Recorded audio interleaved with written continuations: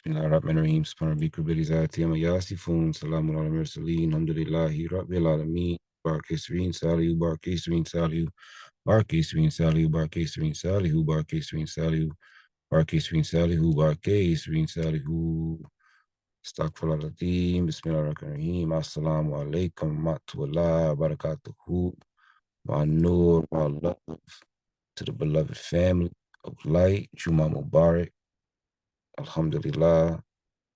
Allahu Akbar, all praises due to Allah for keeping us together. Another Juma, Friday night Darrah. Alhamdulillah, we have a wonderful guest this evening, most requested by our most beloved Sheikh Sufi Ba, master of the Oriental Sciences. It is a pleasure to have the brother this evening. We look forward to his presentation, discussion, lecture. Astaghfirullah. We thank you, Dr. Ahmad L., for your presence and time this evening. Forgive us for being long-winded. The floor is yours. We are under your guidance, beloved. Dietary, astaghfirullah.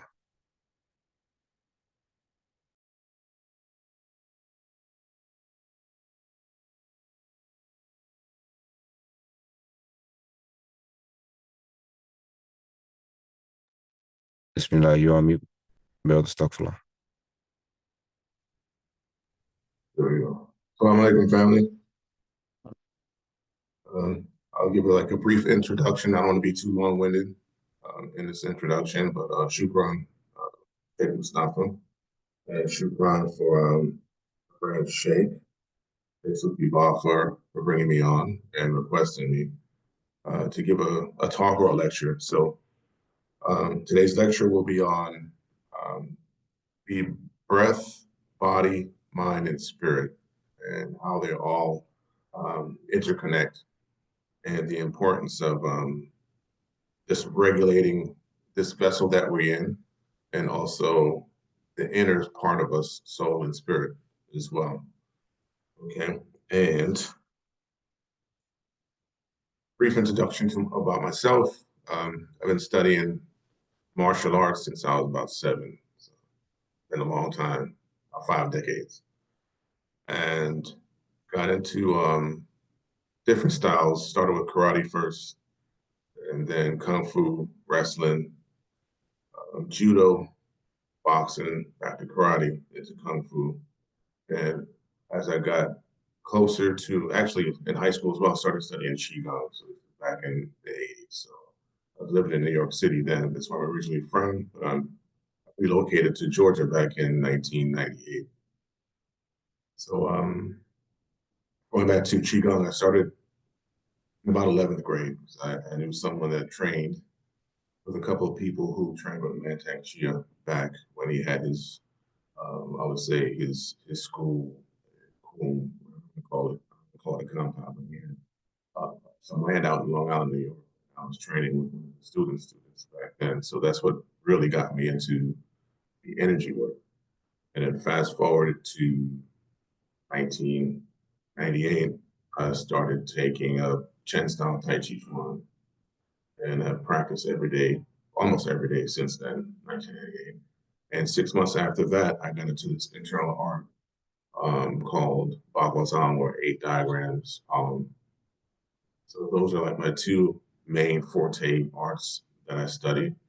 Also train Brazilian Jiu-Jitsu as well, currently. So I'm rolling on the floor, rolling on a mat 3 to 4 times a week. But going back to the energy arts of Tai Chi Chuan and Bagwazang, those are internal styles out of China. And I've been consistently training those arts again since 1998 to present. And that's what led me into traditional Chinese medicine, going to school for Chinese medicine. So this is back in, I'll say 2006. And then I went to another school, but that school had closed down. So I commuted to Florida to do traditional Chinese medicine, and became a doctor of Chinese medicine in 2013. And then I started studying medical Qigong in 2019. So 2019, and I earned my doctorate just this last August in medical qigong. Uh, Medical qigong is like the foundation for, um, I'll say, traditional Chinese medicine and anything that falls up under that canopy. And also about myself, I studied Reiki as well, Reiki 1 practitioner. And my teacher, this is back in, I would say, 1993. She was hardcore traditional Reiki master. So I received a level 1 from her. And that level 1 certification was 2 weeks, I say 2 weekends. So 8 hours on Saturday, 8 hours on Sunday. So, and then we met again for 8 hours on Saturdays and 8 hours on Sundays. So I would say that level 1 back then is equivalent to what they're giving out for um, diplomas for Reiki Master today. But I don't train Reiki anymore. I take bits and pieces of what I know with other healing arts that I've studied, pranic healing as well, and other healing modalities as well. Like my first Qigong teacher as well, when I was studying Goju Karate back in, well, like my official Qigong teacher back in 1992 when I was studying Goju Karate. He was a Qigong master. He was a Fujiao Pai. His specialty was Tiger Claw. And he had a Kung Fu brother of his who was an Army brat. And they trained and lived in Scarsdale, New York. And like he really gave me my foundation in regards to energy, breath, healing, Tai Chi, regulating the body, breath, mind, spirit, diet, and other things that come along with really training the body. So that, in a nutshell, is my background. So, clinic in Swanee, Georgia, where I do my medical Qigong or Chinese medicine, which it has evolved to from my teacher in California. He was the, I'll say, first Westerner to have an accredited university here in the States, in California, which was accredited by the Chinese government and also the US government. That's where I received my doctorate. So fast forwarding to tonight's lecture, um, breath, body, mind, and spirit, talking about the breath.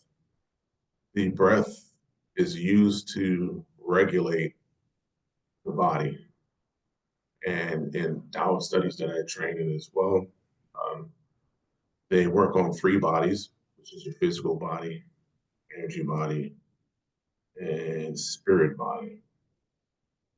And speaking of Taoism as well, it's a trained mystical Taoism, and I'll become a Tibetan Lama in March. No, it's February. Yeah, March, beginning of March of 2025. So that's more to my credentials. All right, so yeah, so going back to the breath, I usually focus more on the Taoist methods of breath cultivation and regulating breath, body, mind, spirit. The breath you can use to regulate yourself. And the breath is the most important aspect of the body, energy body, physical body, spirit body. Because you can go days without eating. If you do a juice fast, I've known people that juice fast for 2 years. So you can go a very long time without food, a shorter period of time without water. Definitely need water or some type of liquids or food in 7 days, or the body will shut down. But the breath, the average person, if their oxygen is cut off to their brain within 3 minutes, the brain begins to die. And then following that, all of the organs will begin to shut down and the body will die. So the breath is the most important thing in today's society. I should say, in like modern society, we are trained not to focus on like our being or beings. Like again, from a Taoist perspective, physical body, energy body, spirit body. Other systems have, you know, 7 to 9 layers of what the body and energy and spirit consist of, but it still falls within the parameters of your physical body, energy body, and spirit body. It just depends on what system is all the same. So going back to again the breath and its importance. So let's talk about a fetus when it's in the womb. So when the fetus is in the womb, it relies on its pumping action of its stomach or lower abdomen, where the navel is, in Chinese medicine and in like Taoist mysticism, Taoist teachings, and Taoist alchemy and cultivation. That is like your first energy center or elixir field. So Dantian means elixir field. So you have your lower elixir field, which is right below your navel and about 3 fingerlets inside as well. The second energy center is the heart. That's the middle Dantian. And then your upper Dantian is right here between the third eye. Yeah, right between the third eye. So that's your 3 main dantians, or your 3 main energy centers in qigong, neigong. Neigong is really the word, and qigong falls up under neigong. So neigong is the proper term for like qigong, because qigong is just energy and in work or energy work. Neigong is like the internal work or the real. I would say it's the higher level of alchemy that they go. And that's the most important. And the breath is the pinnacle in regards to cultivating yourself, energy body, and spirit body. Yes, someone put in the chat yin tong. So yin tong, yes, in traditional Chinese medicine, your third eye is your yin tong or yin tong, but you have 3 yin tongs on an inner door perspective of learning about the third eye or yin tong. So in Chinese medicine, your yin tong is right between the eyebrows. But if you go maybe a finger width up, you have a middle yin tong as well. And then another finger width up, you have an upper yin tong as well. So in some of my patients, I'll needle all 3 if they need it. And that helps to kind of regulate the body, regulate the mind, regulate the spirit. Also helps with like restless leg syndrome as well. One shot, and sometimes I'll just thread 1 needle straight through. Let me get off of the topic of acupuncture. Just saying the comment that I saw in the chat. So going back to the fetus in the mother's womb. So that pumping action of its lower dantian or stomach or where the navel is what pulls in the nutrients from the mother and also expels the waste to the mother. So the mother has to process that waste that's coming out of the embryo while it's in the womb. And then once gestation is over from the 3 trimesters, some systems is 12 trimesters, that's another topic. Once the umbilical cord is cut, that pumping action or mechanism still goes on. And that child, as a baby, breathes down where its navel is. There's no movement of the chest while it's breathing. So the breath is at the lower dantian or navel. Also, what most people don't know about is that their energy moves up this channel here, conception vessel, it goes down the government vessel. So as we're born, it runs in what they will call reverse. If you get the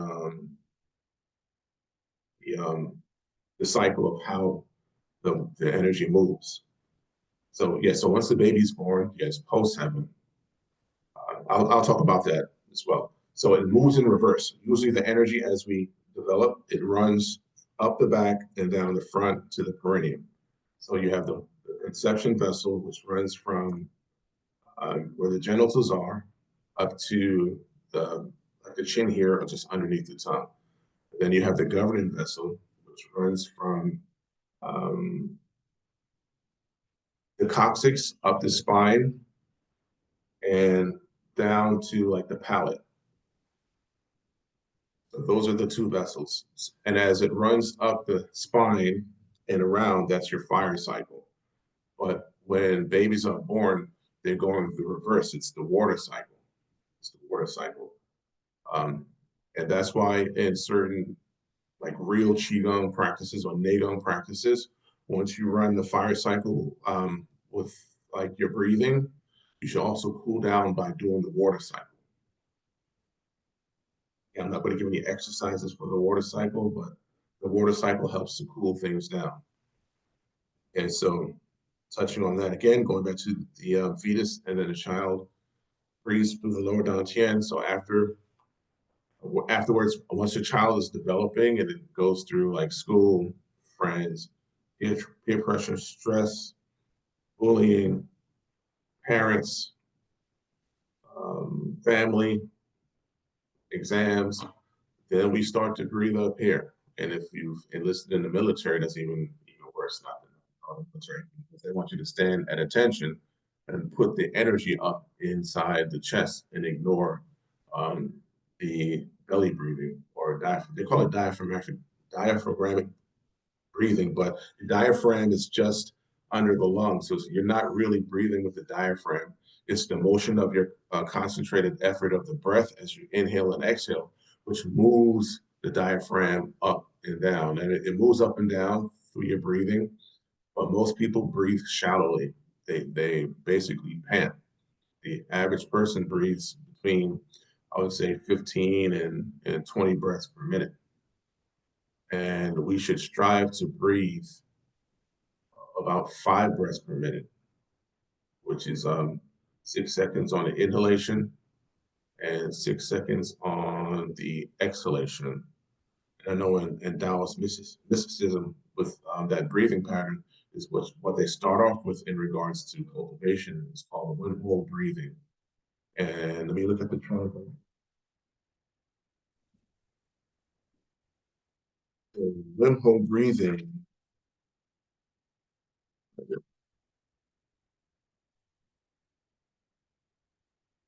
Can't find it. So it's called one whole breathing, which is a concentrated effort with the breathing with a gentle expansion of your lower abdomen. And really, you can say your core because you're expanding front, sides, back, upwards, and downwards as you take in the breath on the exhalation. I'm sorry, the inhalation. Then on the exhalation, you're gently contracting that balloon that you've created since we're going through like up, down, left, right, forward, and back. So you're shrinking that balloon,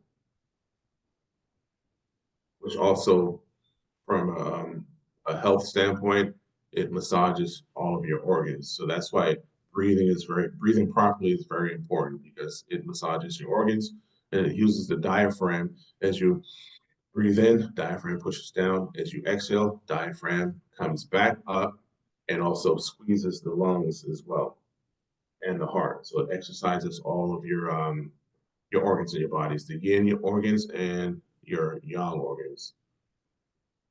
And now, moving on to like the stressors in life that I talked about, school, family, relationships, we start to breathe up here, which rises the chi, mainly from the liver, which causes a lot of problems like migraine headaches, heart palpitations, anxiety, tightness, and pain in the traps, the trapezius muscles, upper back, the neck, which also creates like occipital headaches as well. And some of the unfortunate small percentage, their energy rises up to the front, which causes like the heart palpitations, anxiety attacks, so on and so forth, to where they need some like mental counseling, where they have to get on like certain meds to try to calm that down. But the beauty of Neigong or Qigong, or this work here to regulate your breath, um, body, mind, and spirit, is you have all the medicine within you to heal yourself. Back in, I would say, like mid 1990s, I used to listen to Deepak Chopra. Deepak Chopra had some interviews or some like CD, um, like they weren't podcasts then, there were CDs, there were lectures where he was interviewed. And Deepak Chopra, he's a doctor of Ayurvedic medicine, which is the traditional natural medicine from his country, but he was also an endocrinologist. So I think he was the head of endocrinology at the hospital at the University of Massachusetts back then. And they did studies in regards to oncology or cancer, to where they had certain individuals do breathing and just simple meditation without taking any of the pharmaceuticals. And they show that their body was able to make the white blood cells to fight off um, the cancer cells in the body, no matter where it was. I have it on a CD somewhere, and it's piped up somewhere. I'll look for that lecture, but it was like a six-part series on how the body heals itself. You don't need any medicine to heal your body because your body makes its own medicine. Another reference towards that is another person's work that I studied, James McNeil, Little Nine Heavens. So he has a book out that he's had out for a long time on like the body, and healing itself without medicines.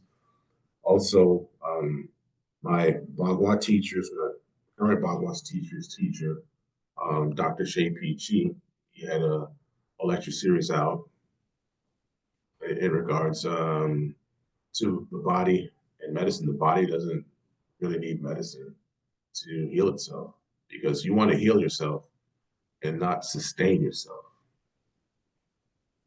You want to heal yourself and not sustain yourself, from what they're giving to the masses. And that's all been scientifically proven. Oh, master's name. So, okay, a question in the chat. I'm going to go through questions and answers every 15 minutes. So, like my current Yin style Bagua teacher, he's a Hujin Bao, and it's also Matt Bill who travels with him from Beijing to the UK to here as well. So I've been training with them.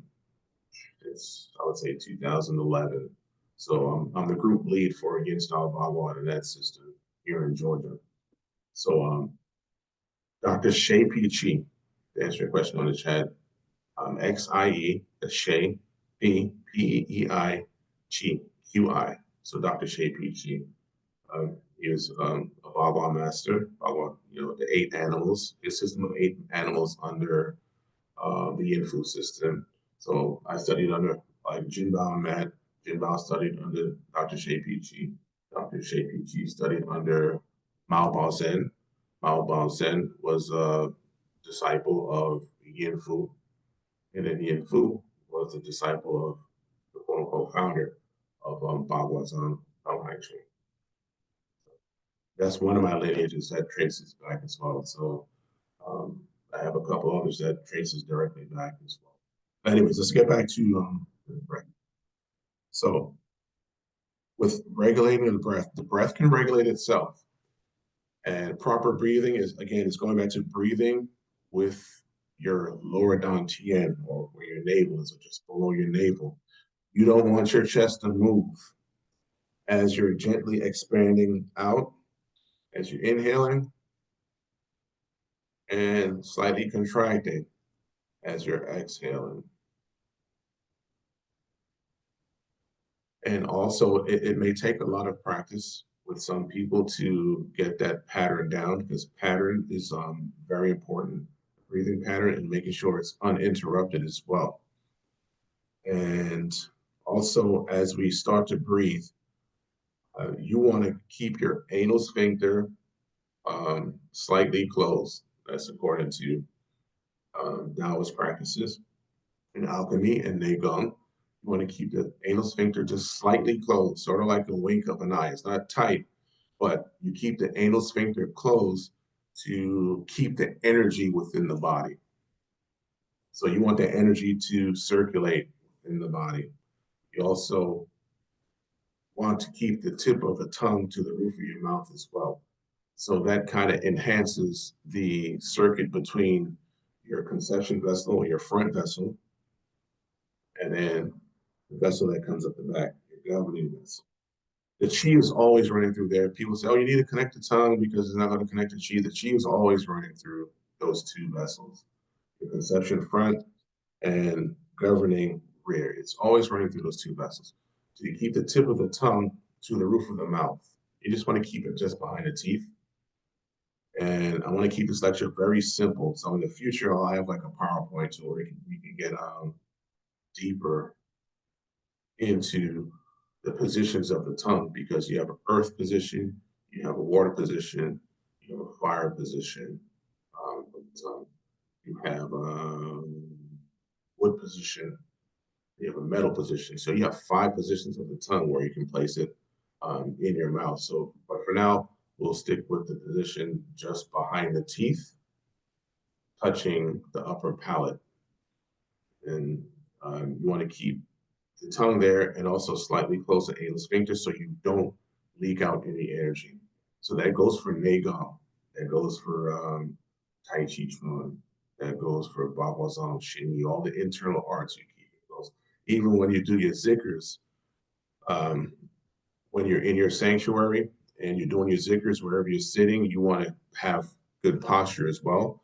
And you want to keep the anal sphincter slightly close because you're using sound to change those 3 bodies, coming from a Taoist perspective, your physical body, energy body, and your spirit body, because you're creating that sound, you're creating that vibration to make change through the 3 bodies to, again, make change to your 3 bodies as well. So you can rise up in stations.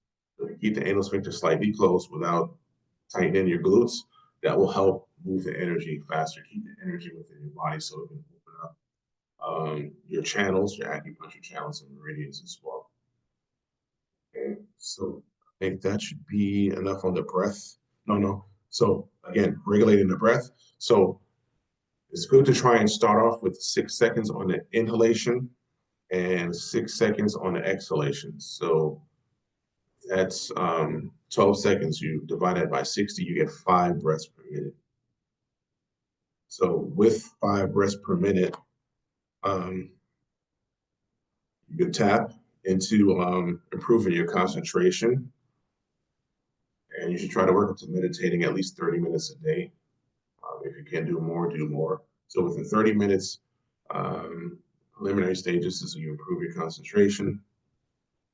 You have like an interpersonal relationship with all 3 of your bodies as well.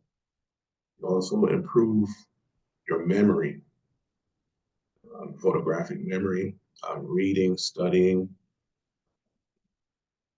improves memory. Anything that you do or look at or read or study, you'll be able to retain a lot of that information.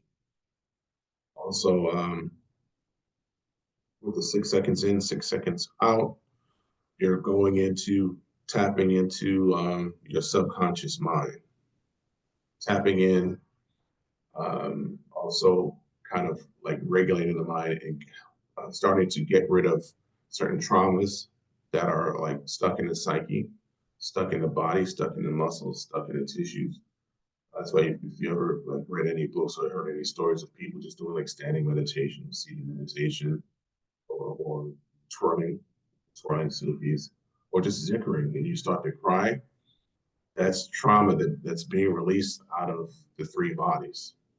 So if you start to cry, you should have a journal, like a composition journal. Have a composition journal there to journal up everything that you're throwing up. And then once you journal, you get like a little post-it, put it at the back of that page, and don't go back and look at it. That's something that you've gotten rid of and purged out of your body. And once you fill up your journal or you know you've like moved through all of your trauma, burn the journal. Also, when you use a journal, you should use paper journal, no electronic journaling format. That's no way to release energy out of your body. journal, which is paper. Number 2, pencil, which is the wood element, liver, because a lot of our pain, anger, and frustration comes in through the liver. And if you look at the generation cycle of traditional Chinese medicine or medical Qigong Chinese medicine, you have the liver, which is the Shen cycle. Shen is generating. So liver generates heart, heart generates spleen, spleen generates lungs, lungs generate kidneys, and kidneys generate liver. So the wood is the liver element as well. The liver also opens up into the eyes. So as you're holding the pencil, you're transferring that energy through your arm to that paper. That's where you journal. And anything that comes up, anything regarding trauma, write it out. Write it out. So you transfer the energy. If you do it on a phone or an iPad or a computer, you're not transferring or releasing your energy. You want to be as analog as possible when you're purging. So as analog as possible, because that's why when you look at like systems of divination, it's analog. It's really analog. So like, for example, like the I Ching is analog. So the 64 hexagrams, and the I Ching came out of Ifa with their 256 odus. 256, no, I'm sorry, 264 divided by 4. No, 256 divided by 4. You get 64. Yeah, 256 divided by 4. 256. I'm sorry, is 16. Hold on, let me do the math. I have so much information up here.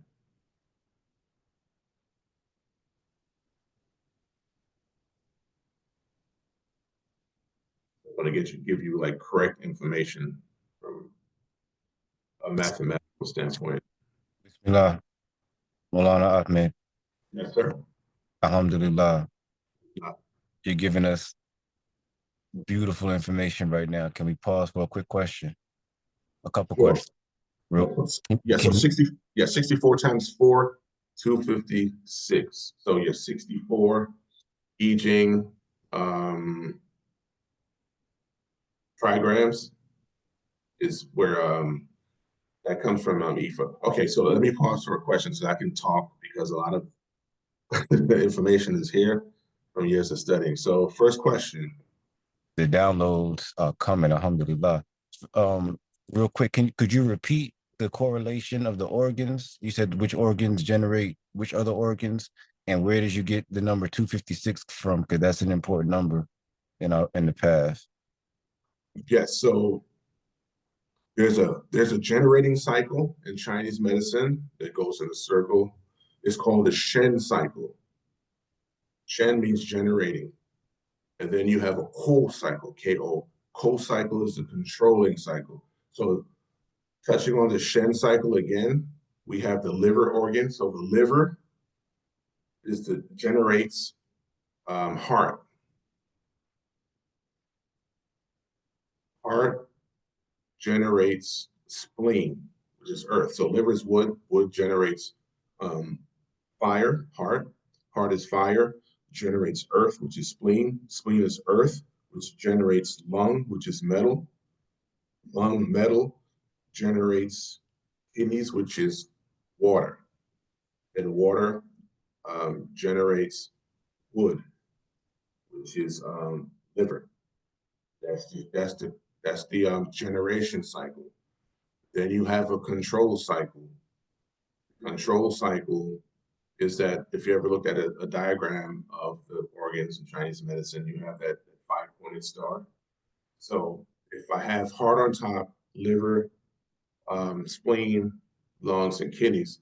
So like in the Kung Fu movies, you have liver. Liver is wood. Wood controls spleen. Spleen is earth, so wood grows out of earth. Okay. Now we have spleen, which is earth. Earth controls water or absorbs water. which is kidneys. Kidneys water goes up to the top and middle, which is fire or heart. So fire controls or puts out water. Water, which is heart, goes down to lungs and controls metal. Metal, uh, which is lungs, goes up to liver and controls or cuts wood. So a good movie to watch is Mysteries of Chess Boxing. Kung Fu movie, old school movie. All right, so did I answer your question? Astaghfirullah, we hear the sheikh say, you think your kung fu is better than mine? Yeah. Five Alhamdulillah. elements. That is So your five element acupuncture, they have their own system of acupuncture, which is very good as well. But in traditional Chinese medicine, they have the five elements within like the the whole like gamut of what traditional Chinese medicine is. Even though traditional Chinese medicine really is like it's like a hodgepodge of different disciplines under the school of Chinese medicine. Because when the Cultural Revolution came about, people had different pulse systems, different acupuncture systems, herbal systems, tuina, which is massage, um, bone setting. All those people had to flee China and go to like Malaysia, um, India, Korea, um, and other places to hide out and practice, and even Taiwan just to hide out. And then once everything settled down and the Chinese government like changed rules and regime, then they wanted those people to come back. So when they came back into China, that's where they created TCM, traditional Chinese medicine. But you have to go deeper than that. The pulse system that I learned is a Dr. Shen system, or they call it now the Shen Hammer pulse system. That was one of the pulse systems that I learned um, while in medical school, which dates back prior to the traditional TCM pulse diagnosis. Pulse system I learned is like a herbal pulse system, but you can use the needles as well to treat a person. And that goes back hundreds of years through the Shen family. All right, I see someone has have their hand up. Abdul Mumin. Abdul. Assalamualaikum. Walaikum assalam. Yeah, this is Mugman's wife. My name is Hagar. It's on his name, but I study TCM. I'm about to graduate, and so that's why I was like post heaven and wood and liver and saying all that. But he told me about you, and I was like, oh man, that'd be a great connect because I like doing acupuncture for people of color, and I'm writing a book. But I just had one question. Would you say like the insulting cycle is a part of most of our health issues? I know this still like connects to a lot in many ways because I'm always studying the correlation, but what would you say about that? Yes. So that what sister's talking about is the reverse of the control system. So that has a lot to do with like today's diseases.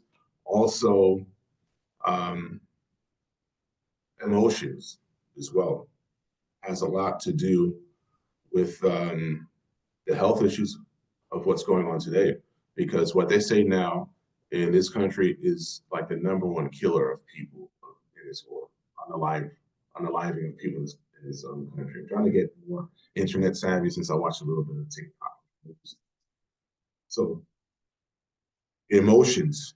So here in this country, from a Western medicine perspective, emotions play a role. Stress. So they say stress is the number one killer for what falls up under there. Cancer, heart disease. Those are the number one and number two, or number two, number one. I don't remember which one, but those are the top two. Then you have mental health as well. That falls up under there as well. So going back to the organs and the emotions that affect the organs, we have liver. So the organ, that organ liver, the I would say emotion that affects the liver is anger. The emotion that affects the heart, they say overjoy. It's also heart shock. So shock to the heart can play a role to the demise of a person or their health or their life. So I've known a few people that had like a spouse or a relative died, and it took it so hard that like a year after or 2 years after, the health declined, and then took themselves out just because of that heart shock. The spleen is overthinking all the time. Overthinking. If you overthink too much, you're not going to digest your food. Chinese medicine, spleen helps the stomach transform that food. The lungs, grief, and it also ties in with the heart as well. So grief, and that heart shock is what like really sends people down. So that grief can lead to that depression as well. Then let's see, the kidneys. So the emotion that affects the kidneys is fear. So fear is like the emotion that's like detrimental to the kidneys. So with breathing will help to regulate the organs, regulate your emotions, regulate your mind, body, and spirit. Because like in Chinese medicine, or even like in Kung Fu, like I hear Kung Fu and like the internal Kung Fu people, you want to transform your Jing to Qi, Qi to Shen. So your Jing is like your essence that you come in with through your parents. From a Western medicine perspective, 23 chromosomes from your mother, 23 chromosomes from your father. And that makes up your 46 chromosomes. Now, that's the pre-heaven. Now you're talking about post-heaven. So that's the pre-heaven or pre-birth energy that you come in with.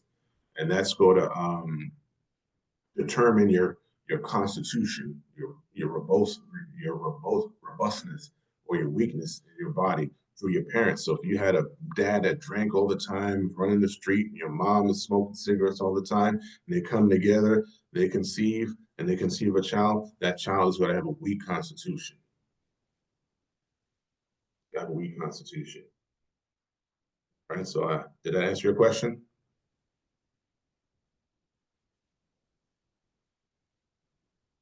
Okay. I guess so. All right. Brother Roger P., what's your question?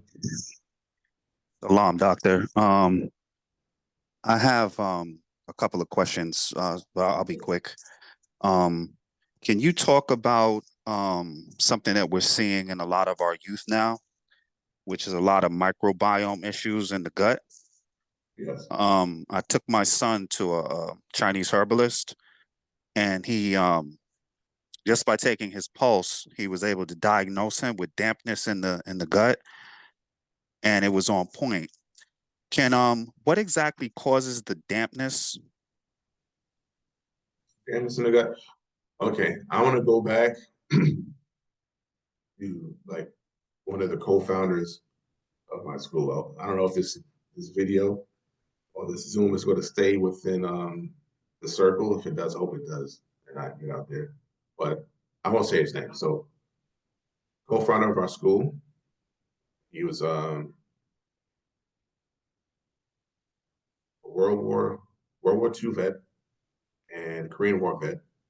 He was a psychiatrist. He had a buddy who was in the military with him.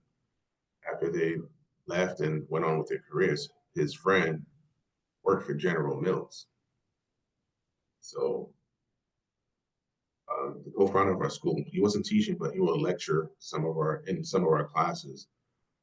He was already like close to 90 back then, and he was telling the story that he received a call from his friend back in the late 60s or 70s, and said that he's working for this company, and the change in taste of foods are going to change within the next 5 years going into the future. So foods, or what they're calling foods that are in the supermarket now, they're not foods. Unless you like to grow your own stuff or trust like a reliable farmer's market, that's the only way you're really going to get like some clean food, or if you know someone that has like a ranch, like up in North Georgia, you know, they have hormone-free, antibiotic-free foods. So going back to the foods, let's fast forward to here. So that's the story I wanted to tell you. So food is not food. You have to look at what they call food. You have to look for nourishment and nutrition that's in these markets. So you have to look at like food coloring, red number 40, blue number 6, yellow, whatever. Wheat, because with wheat, they do everything with wheat now. You put sugar on it, it's a cookie. You put salt on it, it's a cracker, still wheat. And this gluten thing is something that is new within the last decade or so. Back in the 70s, even 60s or prior to that, they didn't have any issues with any type of gluten. So everything with food has been changing. And you really have to read your labels when like picking like your food. So going to back to your son, so dampness in the gut is caused by foods that create dampness. You could like look up like foods that create dampness in Chinese medicine, but refined sugars creates a lot of dampness. So it sends puts its load on the spleen, and then the spleen will send that dampness to the lungs as well. And then also with dampness, there's not enough in like the spleen and stomach, there's not enough like hydrochloric acid to digest the food that goes into the stomach. Because as you masticate your food and then you swallow, and then that food goes into your stomach, the hydrochloric acid is supposed to break that down, and it turns it into chyme or chyme. And that's what moves that fluid into your small intestine, which is your largest organ of absorption of your vitamins and minerals and nutrients and things like that that you get from your foods. So sugar, soda pop, refined sugars, high fructose corn syrup, um, refined oils, hydrogenated oils, um, certain nuts that are like kind of like roasted over these oils that are no good for you. All that can create the ice cream, cookies, anything with sugar, all that's dairy, cheese, doesn't matter if it's from goat milk cheese to Gouda cheese, all that stuff creates a lot of dampness in the body. The dampness in the body is not good because it creates sluggishness and creates it creates sluggishness in the body, and it slows down circulation. So going back to the spleen and heart. So with that dampness, which is mainly like dampness in the spleen. So you want to kind of want to, that doctor wants to try to kind of like strengthen the spleen and also regulate the liver. Because once the spleen is weak, the liver energy in Chinese medicine and medical qigong, that liver energy, since it already controls the spleen, is going to come and bum rush the spleen and kind of like, for lack of better words, beat it up some more. So like when the spleen energy, because spleen and stomach, they go together. Spleen is the yin, stomach is the yang. So like a few symptoms with like the spleen, imbalance in stomach, you have abdominal pain, aching and heavy limbs because the spleen controls some muscles, anemia, appetite and digestive problems, belching, colic, difficulty focusing because the spleen, from the spiritual side, it controls the E. It controls the E. E is like the mind. E. So if you like heard of the style Xing Yi Chuan, form mind boxing, so E is the mind. So the mind is what like kind of controls what you need to do, and it goes to other organs with their spiritual aspect of what it wants to carry out.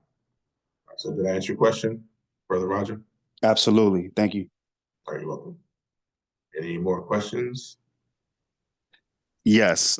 I'm sorry. Something that's prevalent in the African American community and just Africans in general is high blood pressure, especially in America.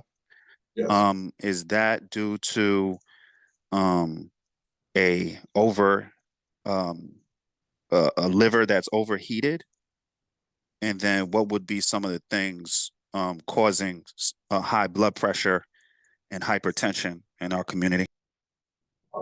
Yes, it's the overheated liver and also the heart. So liver and heart from the first stages, because again, we have to go back to like the foods and what we choose to eat as well.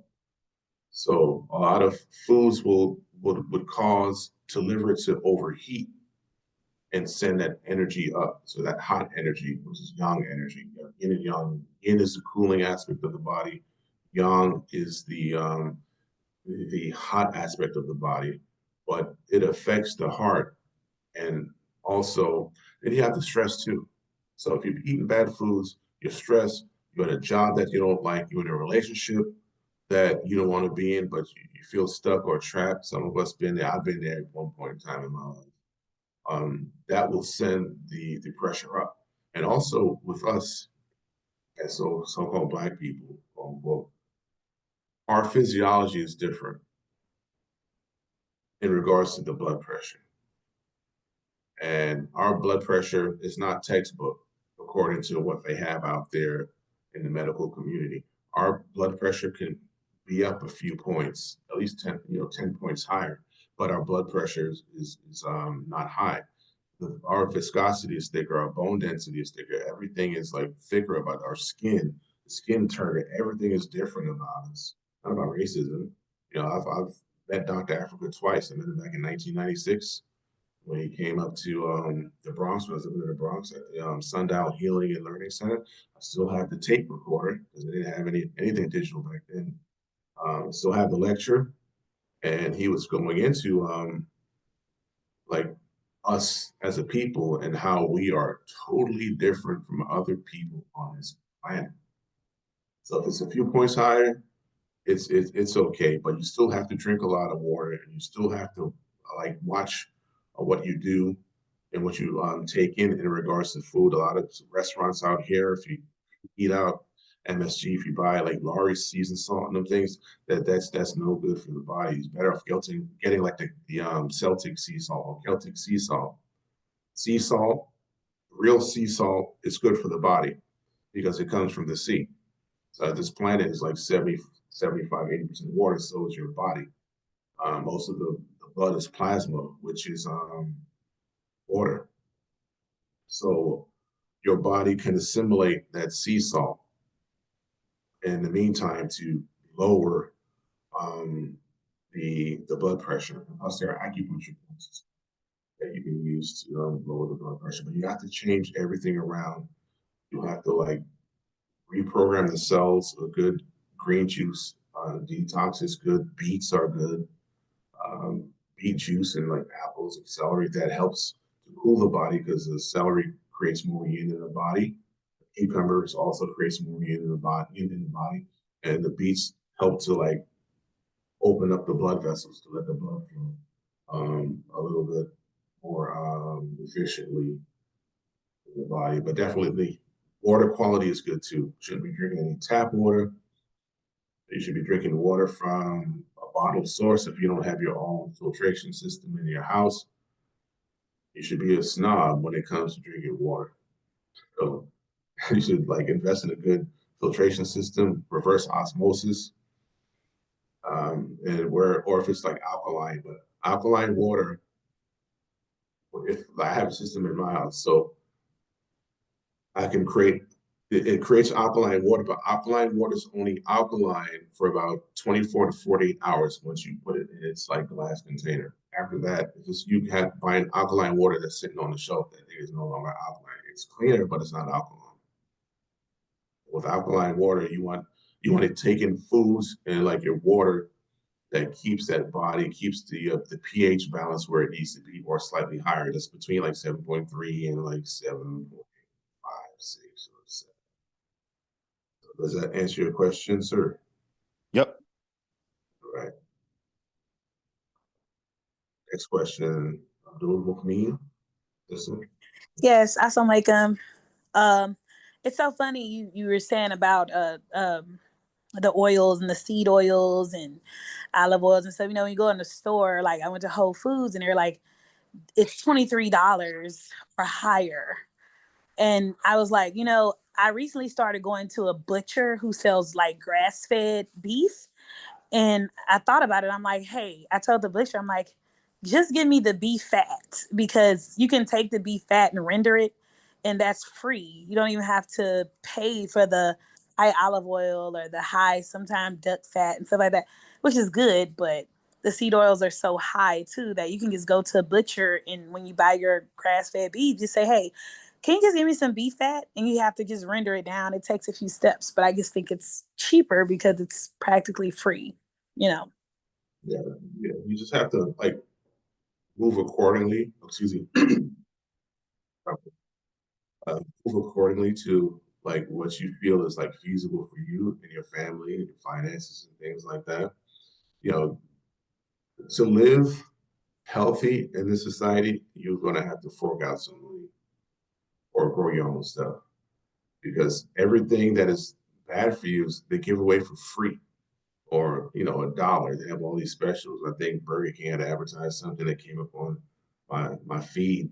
We're giving away free chicken sandwiches for the new year. It's like a cheeseburger.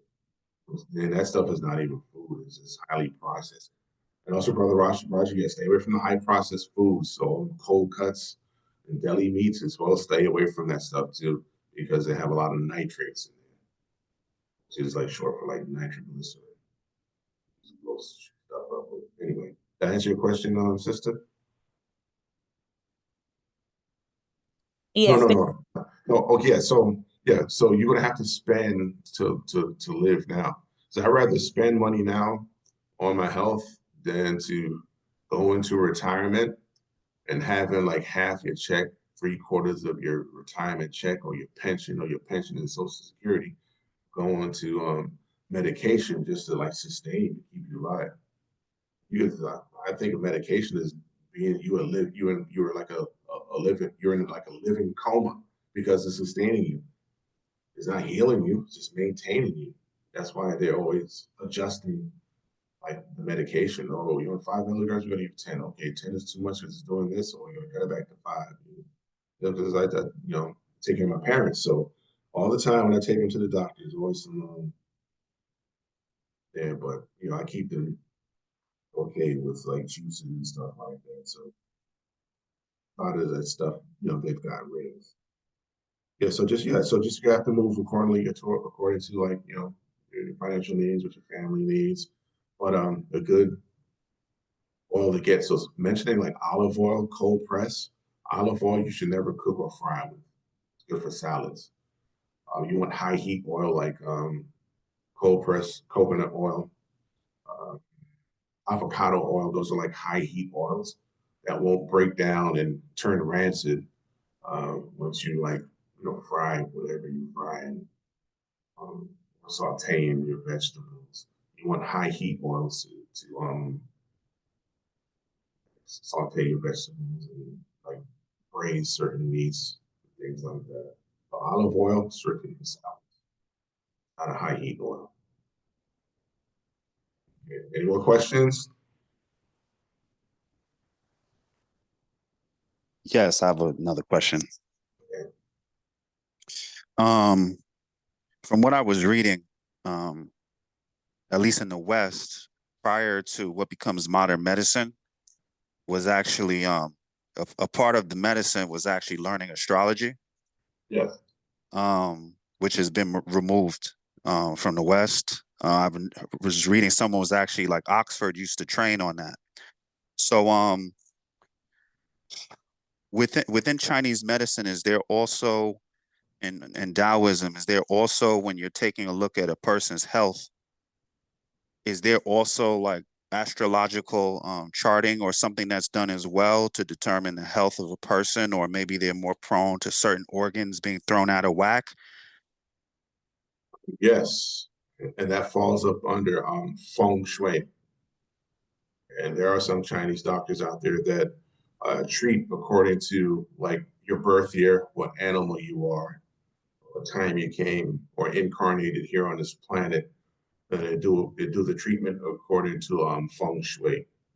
So feng shui is not just for like your house. I had to put this table here. I had to move my bed this way. This has to be 5 degrees here.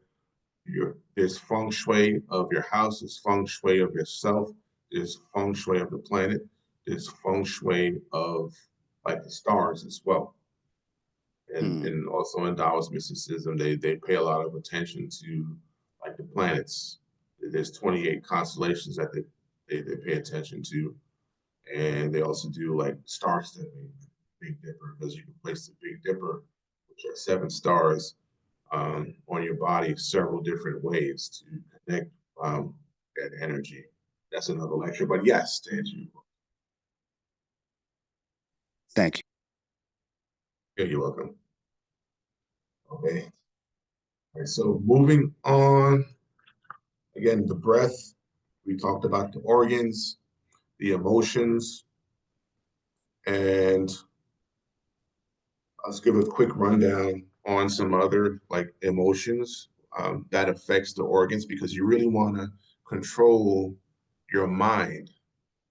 Controlling your mind, you can control your emotions, but it all stems from the breath, because the breath, you regulate the breath by regulating the breathing. You regulate the body by regulating the breath. You regulate the mind by regulating the breath. You regulate spirit by regulating the breath. So going back 20 minutes ago, Jing, Qi, and Shen. So Jing is like your essence that you come in with from your parents. It also all relates to your sexual energy, your constitution. That's the Jing. So Jing is that energy.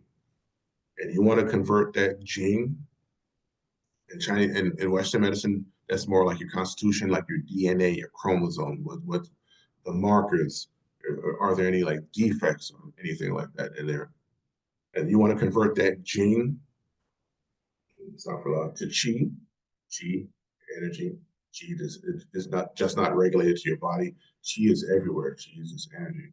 But from the aspect of the body, of bodies, you want to convert that to Qi, or energy, for efficiency, um, and govern yourself accordingly with your 3 bodies according to Taoist tradition and mysticism: physical body, energy body, spirit body. So then you convert that Qi to Shen. So physical body, Jing. Energy body is the Qi. Qi is also energy. And then Shen. Shen is also the spirit. So Jing, Qi, and Shen. Body, mind, and spirit. So that's why the breath is so important, because again, we have to use this vessel, we have to use this mitsu to move to higher stations and live inside out. You want to live through spirit all the time. It's 8:30 now.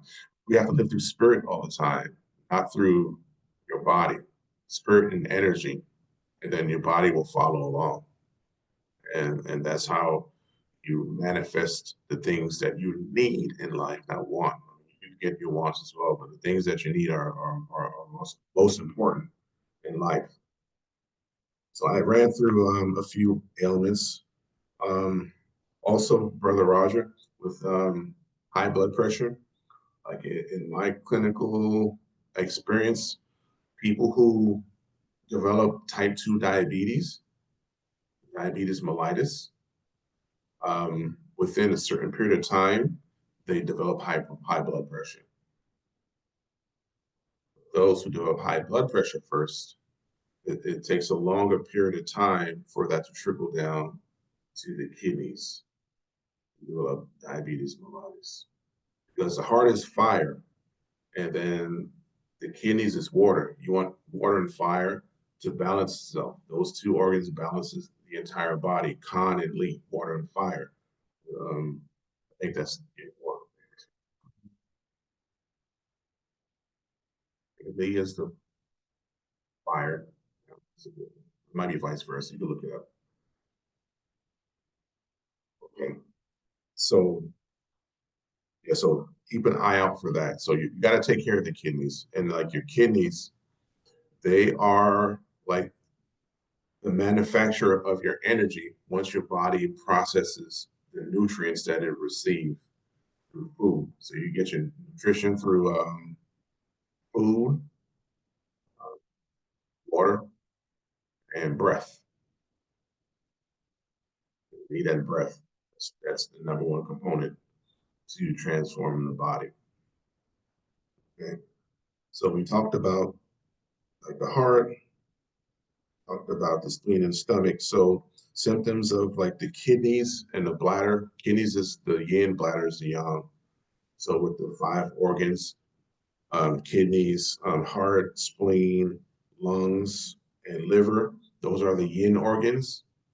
The yin organs are considered the solid organs, except for the lungs. The lungs is not solid per se. It's just like a sac for air, but it's considered um, a solid organ. So kidneys and bladder. So kidney deficiencies and ailments or imbalances. It can be caused by mental, emotional, the body. So we're talking breath, body, mind, and spirit. So if any of those are affected, you're going to have these imbalances. So the kidneys and bladder, you have adrenal weakness. Because a lot of people don't have a lot of kidney energy. They're running off of their adrenals, and if they're I would say they're like charging up their adrenals with a cup of coffee or 2 or 3 in the morning, like another cup of coffee in the afternoon. If you're doing that, you're running off your adrenals. So you're driving the car on E with the light on, basically. Also with the kidneys, you have like back, hip, or knee problems. And it happens as we age as well, because the kidneys are the drive for all of your organs. It's the drive for your endocrine system in Western medicine as well. Okay, bladder infections, brittle bones, cold hands and cold feet. You always want to like cover up. Yes, it's the reason for gray hair, because the kidneys control the hair on the body. I'm sorry, on the hair, on the head. Kidneys control the hair on the head. The lungs control the hair on the body. So that's just a few symptoms. Hot for the females, hot flashes. We also have edema, dark or circles under the eyes, or puffy circles under the eyes. That's like kidney deficiency. If you're always in depression and always in fear, that's kidney deficiency, because the kidneys also control like the will. It's like the willpower. It's called the jerk in Chinese medicine. That's a spiritual side, or the force side of it, going through like the lower chakras that you live through. Okay, we talked about the heart, talked about spleen, stomach. So the lungs, that grief, that sorrow, you know, if there's too much of that going on, and if it's taking control, you're more susceptible to like allergies. The lungs are in charge of your defensive chi of your body, your defensive chi, which is called Wei Chi, WEI. It extends off of your skin about an inch or 2 off of your body. And that's what helps to keep pathogens out of your body. Also links to your aura as well, because you need a strong aura to not only fight like the physical manifestations of things trying to get into your body, but also spiritual manifestations of things trying to get into your body. You know what I mean? Okay, let's see. Also with lungs, constipation, because it's also related to the large intestine. So lungs is yin, large intestine is yang. So constipation problems, digestive problems, a lot of mucus in the lungs. Whatever excess dampness that's in the spleen, it sends it to the lungs, and that's what creates like a lot of like respiratory issues as well. And then the liver, anger, that emotion, anger, irritability, also depression goes with the liver. Those who are on medications for anxiety, they also go through depression. It's always like anxiety, depression, anxiety, depression. So it's like liver, and then also kidneys, sometimes heart and lungs.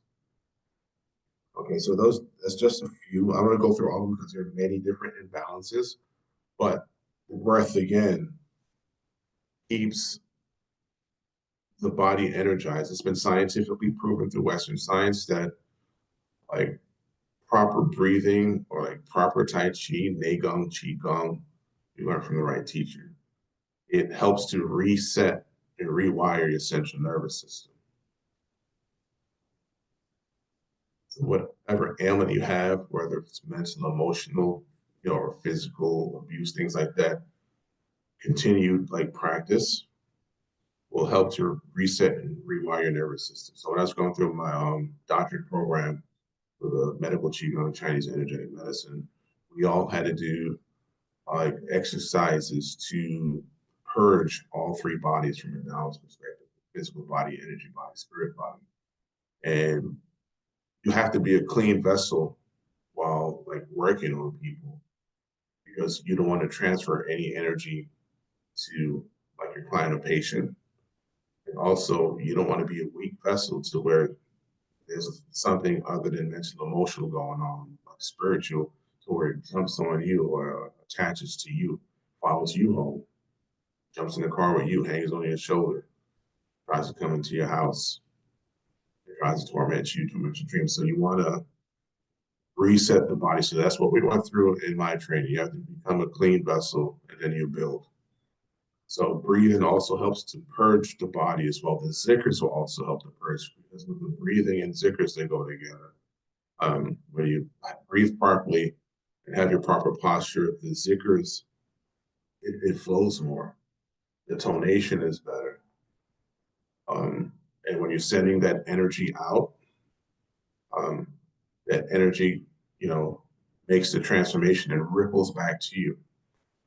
That's why when doing zikrs, it's good to sit and do it. I know I'm guilty of trying to get zikrs in while I'm driving, but when I have time to do other zikrs, I'm seated and relaxed, and I'm ready to go and I'm focused, because we all should be like concentrating to getting like our zikrs in properly. That's my opinion. And so this is my little sanctuary place here, my little home training hall, meditation room, prayer room, iron palm stuff there, stretching stuff there, and then all my other stuff over here. So you gotta make time and make the place. You have a family, you try to get up, you know, earlier to get your stuff in, because sometimes I do get up to get like my stuff in and then log in online in the morning. Sometimes I have patients that are a little bit earlier, so sometimes I'm driving while class is going on. But you got to make the time. Like Sheikh as Fatima said this morning, you got to make the time when the school that's coming out. You gotta make the time. Back in the days, I was a fanatic with training like Tai Chi and Bagua and Kung Fu. I would get up 3 in the morning, train until about 6, leave my house at 6:27. That's living in Conyers, Covington, working in Marietta. I worked in Marietta for 12 years. I did that for 12 years straight. And top of that, so I would train about like 3 hours in the morning, hour at lunch, and another like 5 hours at night. Go to bed by 11, back up at 3. So with what we're doing here, because I'm trying to base this class with the breath through what we do here with the zikrs and the studying, zikrs will transform you. So the breath will transform you. And I did write something out in regards to the zikrs and regulating the breath and the breathing. I know we're spending a lot of time on the breath, but it's important. So with regulating the breath, it regulates the rhythm and flow of like your zikr. So controlled breathing allows the chanter to like maintain a steady rhythm. So you're not like always gasping for air. Singers, they say they breathe diaphragmatically. I can't pronounce the word right now. But they pull that air in through the stomach to where they can hold high notes, hold low notes for a long period of time. Like Minnie Riperton, hold a high note for like a minute. Okay, so holding that is essential for chanting. Okay, and it aligns the tempo like with music. For anyone who studied music, it's good for like tempo as well. So whatever tempo or however you want to like chant the zikr, that breath is important. Okay. Also enhances like your vocal quality as well when your breath and breathing is right. Okay. When the breath and breathing is right, also deepens that spiritual connection as well with Allah, source. So that connection with Allah's source, you want the intonation right. You want to enunciate that Arabic correctly as well. You want to enunciate that well. You want to enunciate it correctly. So you will get into like a trance state. You can get into your trance state. You can go into other dimensions once your zikr is said right. I've done it with like training martial arts, done it with zikrs, done it with meditation. That's all through like breath training. Okay. Also, with like breathing again, energy circulation. So it's going to slowly open up your acupuncture meridians as well, the energy meridians as well, your chakras as well with the chanting, because certain tones, we go to hit all the tones, those vowels and those tones to get all the energy centers. If you're looking at a 7 chakra system or like the true 14 chakra system, you want to get that right. Okay. And I'll break for a question. Carolyn Moore, Assalamu alaikum, what's your question? Walaikum salam. So since you're talking about, I guess, the singing and the sound, how does, because I'm hearing a lot about, I guess, sound healing, where they're using the singing bowls, and what is your experience? Do you think that that's an effective way for healing, doing the singing bowls, or just listening to certain, like I know I'm gonna mispronounce it, the solfeggio beats? Yeah, the solfeggio harmonics. So they Yes, go through like hertz. So I have the original CD because I had that CD for like ages. I have it on my iPhone as well. Um, the original one that had like a dark blue type of CD. Um, if you can find that, use that one because you can't trust anything on YouTube. You don't know what they're filtering in subliminally to screw you up, for lack of a better word. But solar visual harmonics, yes, because they go through different hertz for you know um, the body and the mind, the chakra system, the DNA, because it's all tied in. Also, with the singing bowls, if you can find a manufacturer that can give you or sell you a good singing bowl, but the singing bowls that come in sizes, so it depends on like the hertz, the frequency that what you need. Some people just bong and rub it and just here, yeah, it just hits like a frequency of what the body needs, but um, the body can needs different frequencies as well. If you have certain ailments, they are different frequencies that can heal the body. If you study like Rife technology, scalar technology, um, there are different like machines that can produce like certain like frequencies, and I know they're numbered like in 4 digits to heal the body of anything it wants. But your body can do the same thing because your voice can produce all the frequencies that it needs. But singing bowls are good. Um, some people like go to certain like retreats and they find like the right tune for them. Other people go in and then they don't find the right tune. Whether it's like the singing bowls, the Tibetan bowls, they got the crystal bowls as well. So I would shop around and you can find the tune or tone and hertz that your body needs to heal itself. So you have to kind of experiment. It's good to go and experiment, shop around, get the bowl, and have the person bang the bowl and see which frequency resonates with you, and make sure the seller knows what type of frequency or what number frequency that bowl is. But the thing is, also with the zikrs, you're creating different frequencies as well, because with the Arabic alphabet, each alphabet has its own frequency. It has its own number as well that's associated with it. So that's why when we're doing the zikrs, there are certain numbers that correspond to certain zikrs that will like create a frequency to change your body or bodies.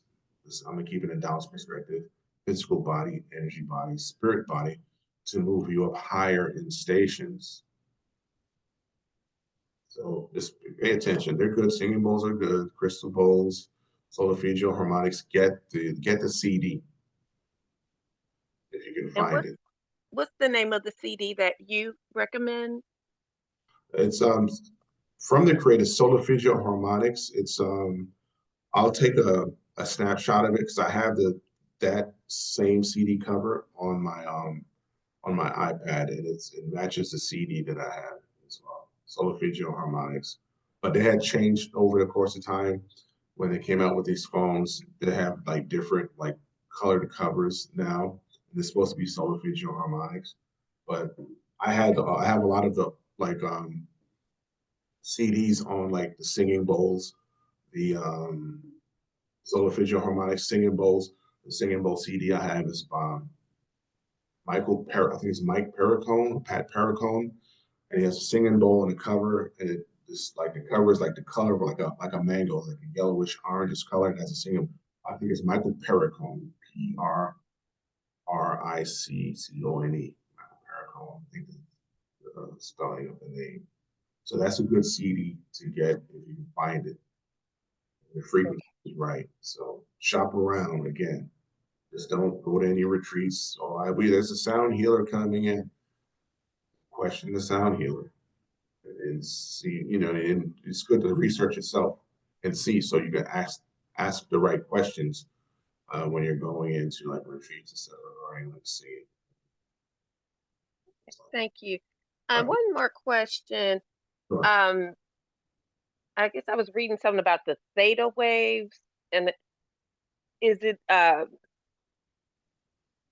they're saying that I guess it's the theta wave is like when you're right about, is it like when you're asleep or something, and that when you get to that point you can like reprogram your subconscious mind? Anything about that, or do you all deal with that in the Uh, Chinese medicine so field? I'm like a well-rounded person. They don't deal with that in Chinese medicine, but before I got into Chinese medicine, I was into the waves. So, and also with Western medicine as well, in sleep and meditation. So when you first get into a meditative state, and right now we're all in beta state, unless someone's like half asleep and still listening, but still taking in all that information, they can regurgitate everything that I've said, even though they're like half asleep. In that like between alpha and beta state. So we're in the wake state, the beta state. Next is the alpha state. The alpha state is the state of mind or the brain, I should say, because the brain and mind are separate. State of the brain to where it goes into meditation. So you start to relax. So if you're doing your zikrs, you're doing properly, you have the right posture and breathing, you're automatically going to go into alpha state. Alpha state is where you can heal your body. And you can like also kind of like consciously astral project as well, or unconsciously while you're doing your zikrs or meditations or your qigong, your tai chi, or blah blah. You can get into that state. So the alpha state is that meditative state. Also in the alpha state, if you like go to your office or work and you're driving and you just know how to get off the exit, you're just driving because the mind is already like subconsciously programmed, but you're in an alpha state when you just, okay, I'm getting off this exit here, I know how to turn here. But and then if you like do retrospective meditation, you look at your day and you say, how the hell did I like know how to turn here and get off here? There was no conscious effort in it, but that ties into the alpha state. Okay. Then you go down to like the theta. That's when you're in that sleep state, theta gamma. So you can train your mind because you're still kind of semi-conscious. And I like to touch on it's also good to like practice being in an alpha state and a theta state. So when you're in the dream state, you can control your dreams. The Zikrs will put you there. The breathing and the Nagum will put you in there. You should master controlling your dreams. You don't let your dreams control you. Control your dreams. You control your dreams through alpha state, theta, and then that gamma state as well. So right between that like theta state and the lowest state is the delta state. So the delta state is the deepest state. So that's like below the dream. So at that like theta gamma level, that's that dream state. So you should learn how to control your dreams. Control your dreams. So you got to step outside yourself. You do the work and do the practice. Everything comes with a price. So you got to put the time in. So the price is the time. The Zikrs is the time. Everything comes with a price. My teacher told me in California, everything costs. Everything comes with a price. Are you willing to pay that price to achieve your desired result? Okay, so now going back. So like that theta state, like right in that dream state, that REM state, rapid eye movement state is where that dream state is in. Okay, so like at that theta state, you want to get to like between that alpha, theta, gamma state. That's where you can like reprogram yourself. And even in an alpha state, you can reprogram yourself. Because when you do affirmations, it's just like the Zikrs or reciting any type of like prayer over and over. That's like a Zikr as well. You want to chant it and have the intonation correct, repeat it. And that will also help you to control what you want to do, what you want to achieve in life, what you want to draw into your life as well. Okay, so yes, but it takes practice. And then the delta state is the deep state, so that's the state below dream state for the brain. That's the lowest state, and that's when the body repairs itself. So that's when you're not dreaming and you're just in like a deep sleep. Some people sleep and don't dream, but they don't sleep deeply. They're like right between that theta, gamma, and alpha and beta. So they're between all four states. And when they wake up, they don't wake rested. When you're in that delta sleep, all right, so going back to Western medicine, they say we need 8 hours of sleep per night. I function off of 4 hours of sleep. But then that's because of like training. You train, a lot of that stuff doesn't apply to you. But the average person, they say, will need 8 hours of sleep. And within that 8 hours of sleep, they say you need 4 to 6 cycles of delta sleep. Now, when the body goes into delta sleep, it goes down for about 30 minutes. Once it goes down to 30 minutes, it comes back up to maybe that dream state, maybe that theta state, maybe that alpha theta state, to where you roll over. Covers over because the leg is cold. Your body feels it, but you don't know. And then from there, back down to dream, or sometimes you pass the dream and go back down to the delta for another 30 minutes. So let's say you need 6 cycles of sleep within that 8 hours. So six cycles of delta between the 8 hours. So multiply 6 times 30, you get 180 minutes, which is 3 hours of delta sleep that the body needs to repair itself. And in my clinical experience, I would say 80 to 85% of people don't get the required amount of delta sleep because they're in pain or they got like mental emotional stuff going on. But for the most part, it's more so pain, mental emotional trauma.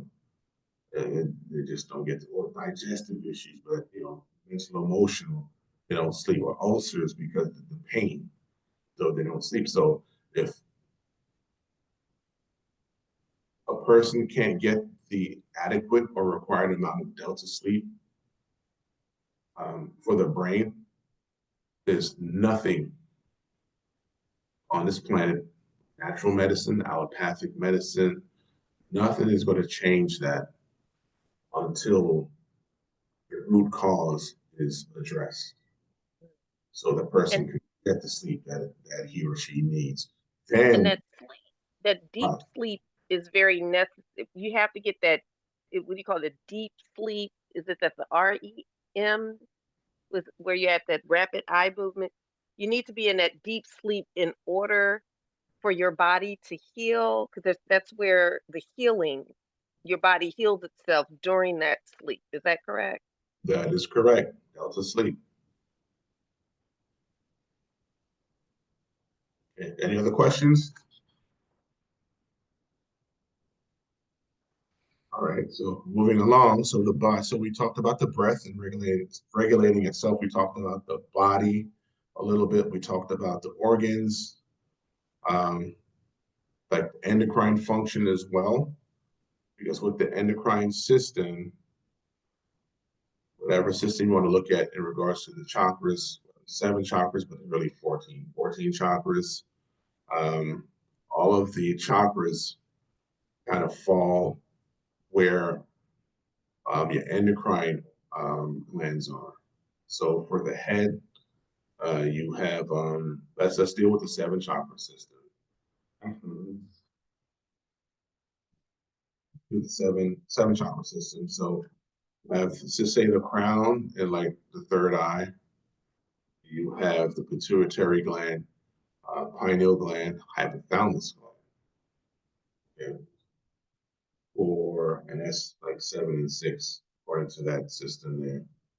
And then next, moving on to 5, you have the throat. So you have the thyroid and parathyroid. So that's 5. So 4, you have the heart. So you have the thymus gland. So you tap your thymus gland. That helps to boost your your immune system. Thymus gland. Western medicine says, oh, it kind of shrinks and has no function when you get to an adult age. No, tap it, you activate it. And that's 5. So 4, solar plexus, you have the pancreas, because it secretes insulin, and also liver, sort of, kind of, because it secretes bile to store into the gallbladder. So when you eat foods that have like fats, the bile is shunt through across the hepatic highway, I call it, to the small intestine. Small intestine to emulsify fat. So that's 4. Okay, 3. That's 4, right? So 3, like the lower dantian or navel, we have the kidneys. And on top of the kidneys are the adrenal glands. So adrenaline, corticosteroids, cortisol, et cetera, et cetera. And then 2 and 1, so the root is first and second chakra. You have the gonads, so you have the testicles for the males and the ovaries for the females. Okay, so again, in Zikr and certain systems of chanting, it's going to activate all of your, like your chakra systems, going to activate it. So that's from a 7 standpoint. Even in ancient Tibetan energy work, they have 5 chakras. And then the original chakra system had 14 chakras, but those that came and invaded India took what they needed from like a spiritual standpoint, not from a physical standpoint, and left 7 chakras and omitted like the other 7, because you have like 9 spiritual centers and you have 5 psychological centers, which are below the throat. Anyway, you can look that up. I'm not going to get into that. But okay, so all systems as well, with the breath, regulating all systems. So your reproductive system, your genital system, cardiopulmonary system, skin system, into something system, um, nervous system, central nervous system. So the breath and breathing like regulates all of that. And if you're adding in Zikrs or doing some type of like other energy exercises or certain chants that have a scientific purpose to it, because Sufism, it's all scientific. Neigong is scientific. Tai Chi is scientific. Bagua is scientific. Ching Yi Chuan, 500 boxing is scientific. Yoga is scientific. All of it is scientific. And I'm just not talking about yoga. I'm just getting into postures like downward dog and child pose. There's a whole system of yoga as well. A whole system of tantra as well. It has nothing to do with just strictly like sex. There's a whole system of like tantra. You get Lama Yeshe's book, if it's still in print. It like really breaks it down. Okay, so I think one more thing about the breath. Okay. You went into like tapping into your subconscious, your memory, concentration. So, and it's when we talked about 6 seconds in, 6 seconds out. So that's 5 breaths per minute. When you want to get into maybe like 3 breaths per minute, so that's 15 seconds on the inhalation, 15 seconds on the exhalation. No, 10 seconds on the inhalation, 10 seconds on the exhalation. It's 20 seconds. So 3 of those, that's 60 seconds. Excuse me, sorry for that. So there's 3 breaths per minute. So from there, you tap into, and if you do it for a period of time, usually with like Kung Fu training, like Iron Palm training, moving into um, charging up your lower dantian and having the energy move up the spine and down. They call that overturn your dantian in the system that I do. And then you can move to small circulation, moving energy through your hands and mind circulation, up and down the spine through your legs, in organs, up and down organs, up your back, up your hands, you spiral. Talk about. So you do that, you activate your pineal gland, pituitary gland and pineal gland. And you also tap into the cells, blood cells, the molecular structure of blood cells you tap into as well, because we have trillions of blood cells, and they all have their like brain and function as well. The mitochondria is the brain of each cell, but your main brain, mind, body, spirit can tap into that and program those cells as well. And a Russian scientist, maybe like 30 years ago, came out with an article stating that we can reprogram our DNA. And it is true. Zickers can also reprogram your DNA. So reprogramming your DNA, so you don't have to listen to what my medical qigong teacher, he would call what they do in the Western medicine world. He calls it clinical hexing. There's a lot of people in our society sees them as like the say all be all, GOD. It comes in information, and they hex you. So they clinically hex you. You're like, oh, I only have 3 months to live, and that's going to like push your continence down, your spirit down, and in this program in your mind, which is going to go through all them trillions of cells that's traveling through your body. So all those trillions of cells, whatever's traveling in your big toe, is going to eventually make it up to your brain. And then blood and your central nervous system are the demarcation points to tap it into your energy body and spirit and soul. And if you master 1 breath per minute, 30 seconds in, 30 seconds out, I was only able to do in my hardcore training, I would get like 20, I would say like 20 minutes in. And then I just had life stuff going on and just fell off. So 30 seconds on the inhalation, 30 seconds on the exhalation.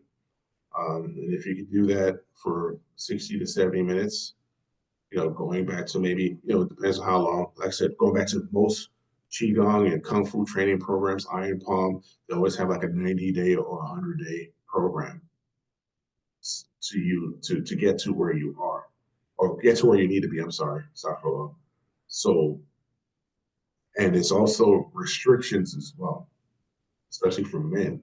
It's also for females as well, which I'll get into another time because there's just so much information here, and I'm looking through all my old notes from everything. It's not all solid.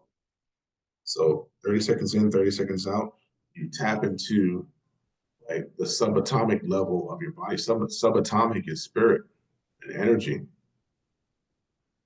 I mean, you feel it, but going it back to the breath, you want to feel your body and feel what your body can do. Most people are not in tune with their body. They can't really feel like the subtle aspects of their body. They can feel pain from an old sports injury or like bicycle injury or something. Oh, I have my elbow. I hurt my elbow playing football. Um, hurt my knee playing football. I played volleyball, or baseball, and head here, I fall off my bike. Or, you feel that, and a lot of those injuries come full force later on in life. If you've suffered injuries while you're in your teens, so you want to be able to kind of feel deeper than that. You feel deeper than that, then you can heal anything that's going on in your body. Once you have like a game plan set, to heal yourself. Most people, again, can't feel like the subtle aspects of their body, the energy body, spirit body, dipping into, if you're a healer, like dipping into a person's body and feeling what's going on with the different systems of the body, the chi, the blood, the spirit, seeing attachments on people, attachments, things like that. So you have to be able to feel on a deeper aspect. And we'll get you there. All right, so moving on to the body. So the mind, which also again works with the brain and emotions. We kind of touched on that with the body as well and the emotions. But again, the emotions will affect the brain, which will affect the mind. So again, we went through liver, which is anger, and emotion that affects the liver, heart shock and overjoy, the spleen, overthinking, lungs, grief and worry, and then the kidneys, we have fear. Okay. So you want to regulate. Actually, you want to like overcome those aspects by training the breath, which regulates itself, which is also going to help with regulating the mind. I know in certain disciplines they talk about the monkey mind. Oh, a lot of people that have like trained with or claimed they were certain people like energy workers and Reiki this, high witch, this, that, this. Their minds are like, there's no control of the mind. What they have, the mind is everywhere. I've known people who in certain disciplines, they don't train the body, but they work with spirits. And when they work with spirits and make these deals and they have something to do to help somebody or to do something to appease them, they're kicking the ass right out the bed, pulling out the, I have stories for days. But you got to train the mind. You have to train the breath, body, mind, and spirit, because at the end of the day, your strength and your connection with Allah, the Most High Source, that one connection is going to make you stronger than anything that could come against you, because you're also developing that light. You want that light so bright. Yeah, there's going to be a time to where you're doing certain training and certain things are going to kind of like derail you or trying to scare you into not training. I remember one time when I was married and I was putting down some bamboo floor in a room over my garage for our son. And he was like 3, going on 4. So that's how he needed a bigger room set in. Yeah, 3 going on 4. So I had a small room, and there's a crib that you can convert to like a twin bed. But anyway, I was in the room. The floor was almost complete, and I had a circular saw on like a work table. I was there doing my, my post standing, my qigong, getting into what I needed to get into, going into the next dimension. And next thing you know, I heard bam, bam, bam, bam, bam on the table. I just kept my composure and told whoever whatever you were or whatever you are, get the F out of here. And that's it, and just kept moving. So you got to go through training. With that said, you got to go through like any training that you're doing to increase that light. You got to go in with no fear. No fear.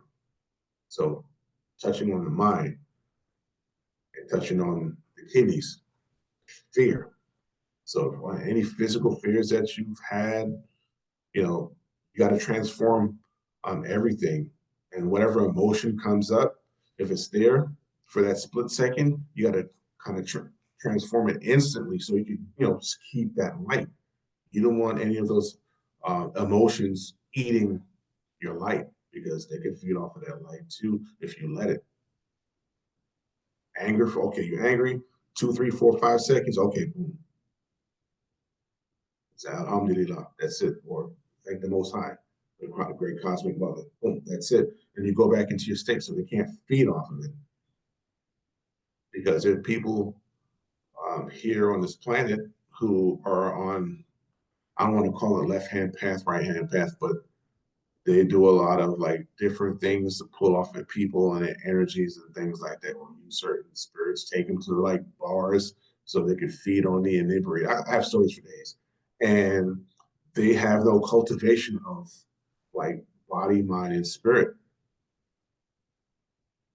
But whatever patch they made, that spirit is in control of them. So it's like a pharmaceutical. That spirit is that pharmaceutical. You need to take my pill right now. Take me now, or else. Anyway, I just making that analogy. So mind, brain, emotions. Okay, and one other thing I want to look at in regards to regulating the mind, you got to regulate the emotional mind because that is like the second key behind regulating the breath. Because when you regulate the breath, you got to regulate the mind. So going back to what they call the monkey mind. The monkey mind is only a mind that is conditioned through this society to always think, to always have the mind always in the past, always in like the future. So if you're in the past, you're like depressed. If you're in the future, you're anxious, that anxiety. But past, present, and future is still now because you have your mind to teleport you there to a certain extent.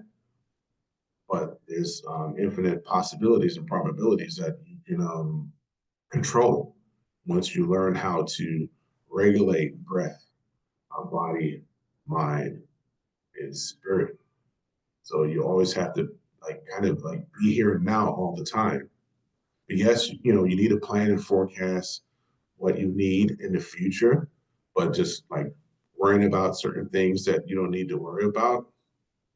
No, I plan my life um, a year or two ahead, and then once the year or two comes up, then plan some more. It keeps my mind out of worrying about 10 years from now, 20 years from now. Whatever went on in the past, which is like depression, if you're doing your work, none of that stuff will matter because you're a new person. You're a new person every day you wake up. If you're doing some type of energetic or spiritual work, it's because wake up a new person every day.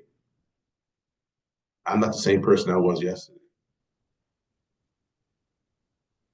Like the guys who I grew up with, I don't talk to any of them. Not that I don't want to talk to them, but if they call me for advice and they're still sounding crazy like they're 18 years old, they're supposed to be in their 50s, they start to pull on your energy and suck on your energy. But then they ridiculed you then when you were training, when I was in 11th grade training, and not on the streets and just training, but on the streets somewhat, but not indulging in a lot of stuff that they did to where they like burn themselves out, wear themselves out. And I'll give them these formulas to do to get them to where they need to be because they're older. So it's going to take maybe like 3, 4, 5 months. They're like, oh, hell no. Do it. So, all right. So if that's all you want is my advice. And I say, hey, what's going on? How you doing? I don't need to talk to you. My zikkers, my training, my kung fu, I'm good with it. Anyway, all right. So going on to like mind, brain, emotion, spirit. So the mind, yeah, again. So the mind comes second behind the breath in regards to like training the entire body. You always want a clear mind. You want to regulate that mind, that monkey mind. So that monkey mind also ties into the organs in like Chinese medicine, like the emotions that affect the organs. So whatever affects the organs through the mind, brain, the emotions, is going to affect your physical body. It's going to affect your energy body. All diseases, we talk about diseases that manifest through the spirit realm first, then trickle down to your energy body, then trickle down to your physical body. But when we're doing our energy work, zikrs and energy work, qigong, your neigong, from the physical body, because we need the speech. We need the speech. We need that like throat chakra. We need the alignment to put that energy out there. Put that energy out there as well as the tones and vibrations that are vibrating within, which is going to vibrate the endocrine system, going to vibrate the organs, going to vibrate the energy body within, going to vibrate the spirit body and soul within to connect. Because all these realms and dimensions are interconnected. It's all interconnected. So you want to,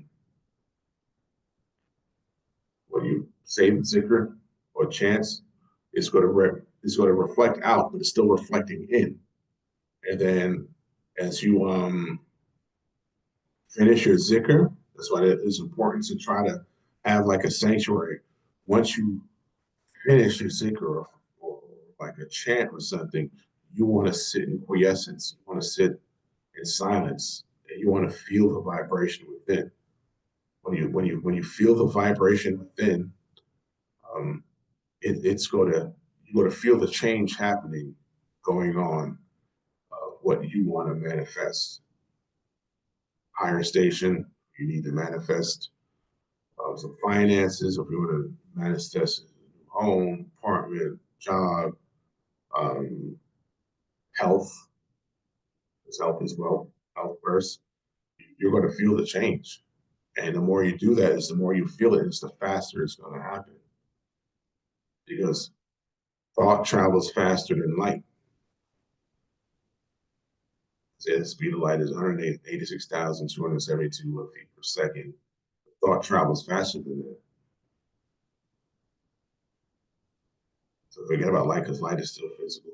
As an energetic and spiritual component, your thought from that spiritual aspect travels faster. Even though you're reflecting out, reflected in, Allah within, Most High, the Great Cosmic Mother within.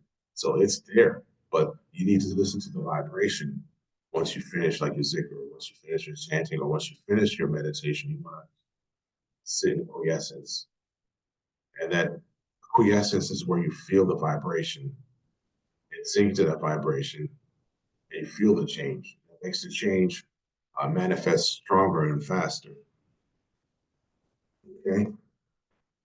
And going into breath and thought and mind, a good exercise to do to kind of to control that monkey mind is to focus on the breath. So if you can't do 6 seconds on the inhalation and 6 seconds on the exhalation, like I explained, So go, you try to 4 seconds in, 4 seconds out. So that's 8 seconds. So that's about 7.567 breaths per minute. So what you want to do, if you want to control your thoughts, and if it's difficult for you to like meditate, because breathing and meditation kind of goes together. If you're regulating your breath, you're having focus and concentration on the breath. That focus and concentration on the breath and on like by your navel, your lower dantian. So you're going to take your mind off of your mind being too far in the future or too way back in the past. So to help with that, you want to try to get to 10 breaths. One inhalation, one exhalation is one breath. One inhalation, another exhalation, that's 2 breaths. You want to try to get to 10 breaths without a thought entering your mind. And you try that for about 3 minutes because you don't want to go into 5 and 10 minutes. That's going to create frustration. Try it like 2 or 3 minutes because we're doing 7 breaths, 7, like 3 breaths. What did I say? 3 seconds in, 3 seconds out. Yeah, so 7.7 breaths per minute. So try 3 to 5 minutes. And when you get to, by the time you get to 10 breaths without a thought entering your mind, you'll be able to control your thoughts better. You'll be able to control your emotions better. Mainly your thoughts, because your thoughts and like your emotions, your thoughts kind of react. Your brain reacts off of how you feel emotionally.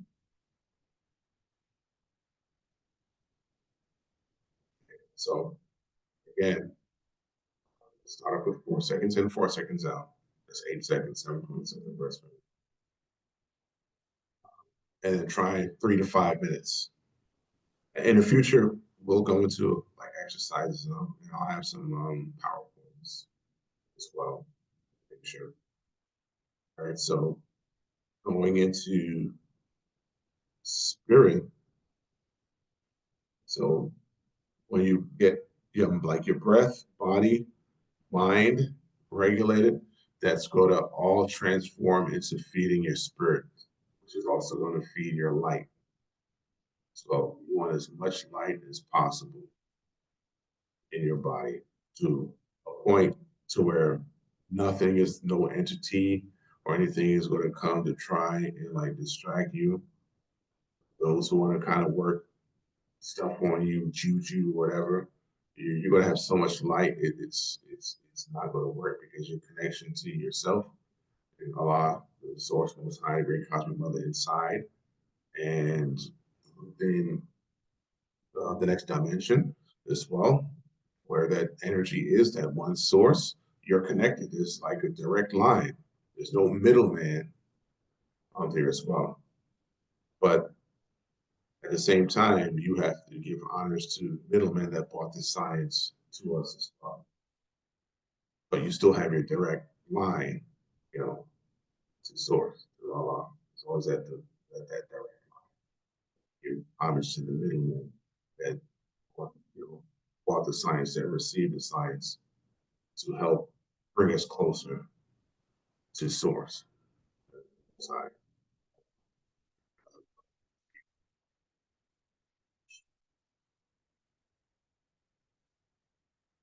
Like really put genders. One time I put genders on like the most high because I know it's like a feminine energy. That gives birth to like everything is like that feminine energy that gives birth to energy. And that is all I have in regards to breath, body, mind, and spirit. So I'll open up for final questions before I close out. Bismillah. Yeah. Bismillah. Thank you, brother. This was really, really great information. I was trying to catch everything I could. But good night, son. But one thing I wanted to know was, can you go back to journaling And why was you talking about journaling too? And I know you said a wooden pencil, real paper. Can you just go a little bit about what the part of the journaling was helping to do, inshallah? Thank you. Yes, you're welcome. So once you start doing any type of like energy work or like the zikrs and Neigong, when the emotions come up, you know, you may start to cry or whatever, but keep that, you can stop and break your zikr and have your pencil, your number 2 pencil, that's the wood element, which is liver. Liver is the wood element. Liver is responsible, well, the emotion that's detrimental to liver is anger, which also kind of goes into like irritability, like frustration as well. So you want to pull that energy out from the liver, out to your arm, into that number 2 pencil, which is also wood, to that paper, which is also made from wood. You journal whatever that's coming out that you want to release. And once you finish journaling on that page or pages, get a post-it and put it at the back of that page to where you don't see any of your writing, and don't go back to reading what you like regurgitated out of your system. You don't want to reread it and put that energy back into your body, because the liver also opens up into the eyes. So if you like got rid of that stuff by writing, because you're writing and you're looking and you the energy is coming out of your eyes too, into the paper and your thoughts and into your hand and into the pencil and into the paper. So once you finish, you get a post-it, pull that page, put it there and keep it there, and don't go back to reading what you've written, because then it's going to reverse, and then the script on the paper is going to come right back up into your eyes, into your liver. And the liver opens up into the eyes.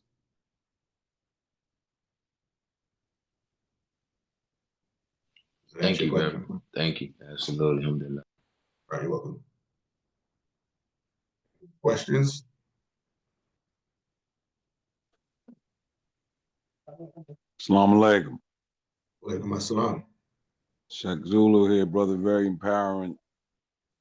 And in that regard, I wanted to go back to when you spoke about being out of the box with dreams, as far as controlling your dreams, not letting the dream control you.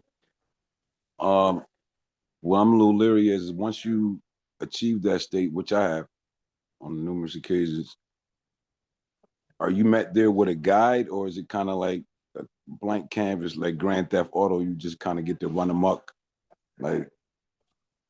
It depends.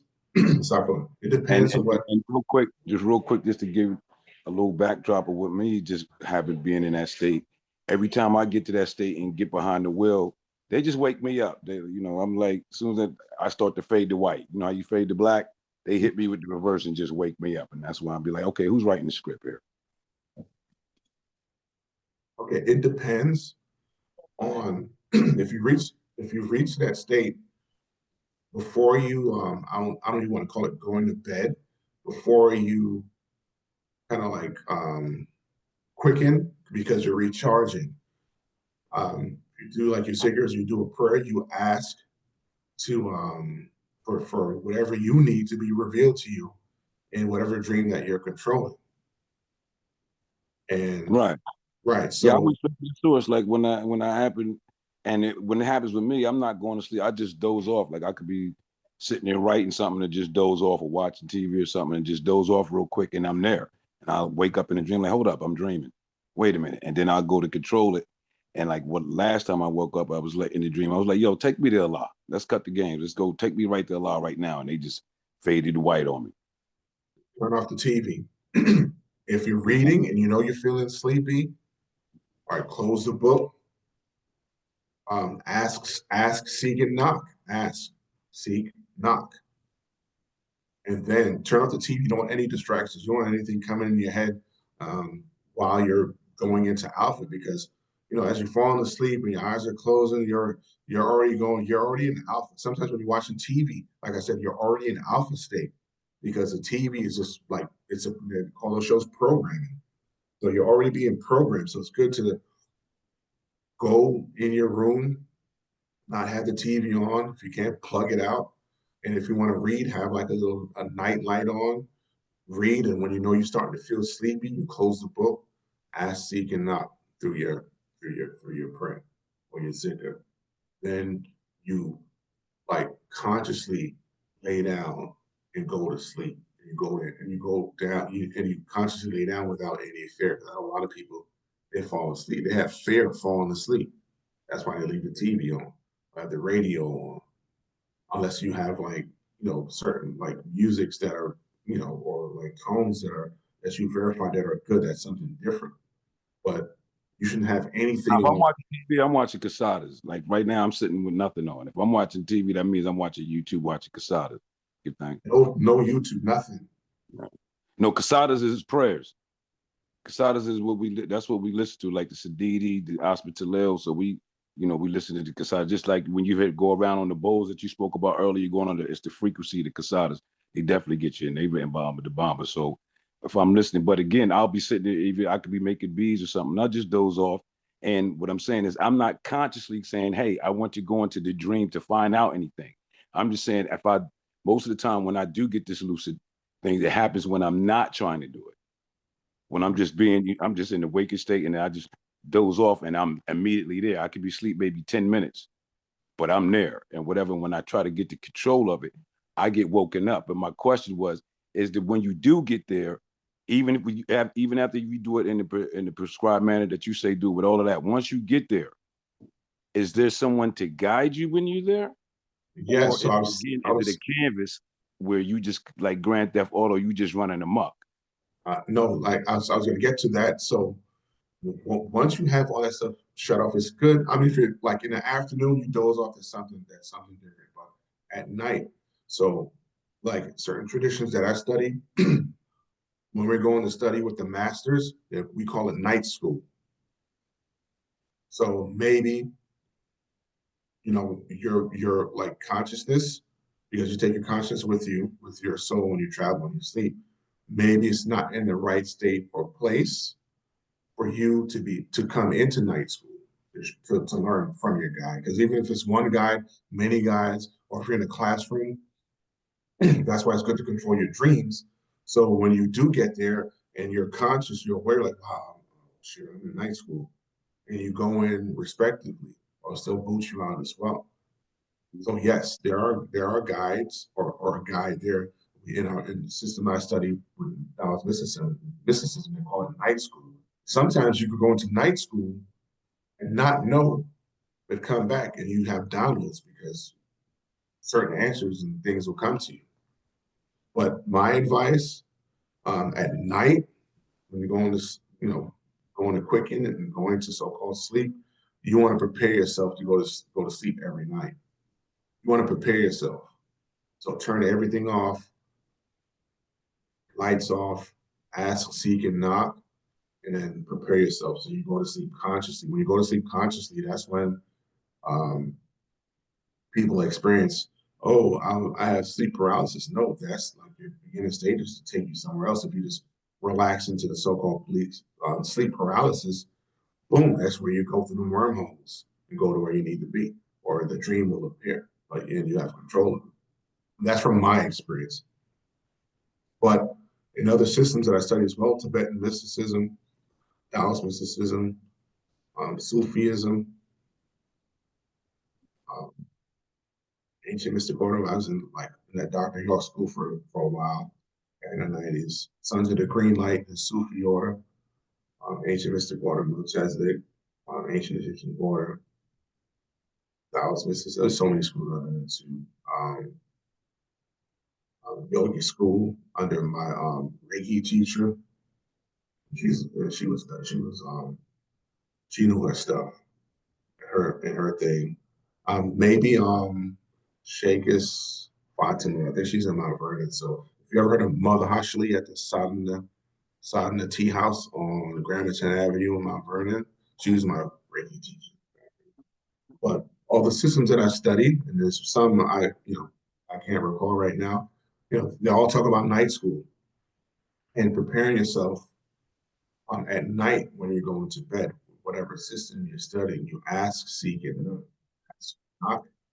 You're asking, and then what you're seeking, and it's going to be revealed to you. It's up in night school. So yes, the guides will come. Guide or guides will come. Thank you, brother. I appreciate you. All right, you're welcome. Good job. Any other questions?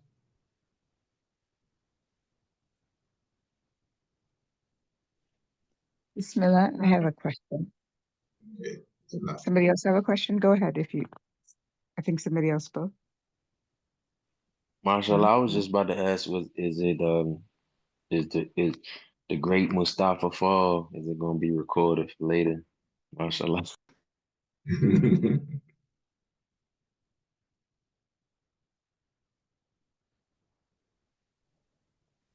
Bismillah, I think it's available for Patreon subscribers, inshallah. Hopefully, inshallah, I will speak to Sheikh Sufi and Dr. Ahmed Al as to what you're willing to release to the Darrah, inshallah. Oh yeah, Patreon is good. Yeah, I don't mind Patreon. And then and we'll also ask for permission to just publicly release aspects of this talk, whichever aspects you're comfortable with, inshallah. I'm sure. Yeah, go ahead. Yeah. No, your consent is necessary. Okay, No, I go don't want ahead. to. I don't want to I mean, digress. Okay, no. so Yeah, yes, you can. okay, alhamdulillah. So my question is, it's two questions, right? So right now you've delivered a practice, and what I'm hearing is that the foundation of all other practices, whether it's the practice of drinking specific water or drinking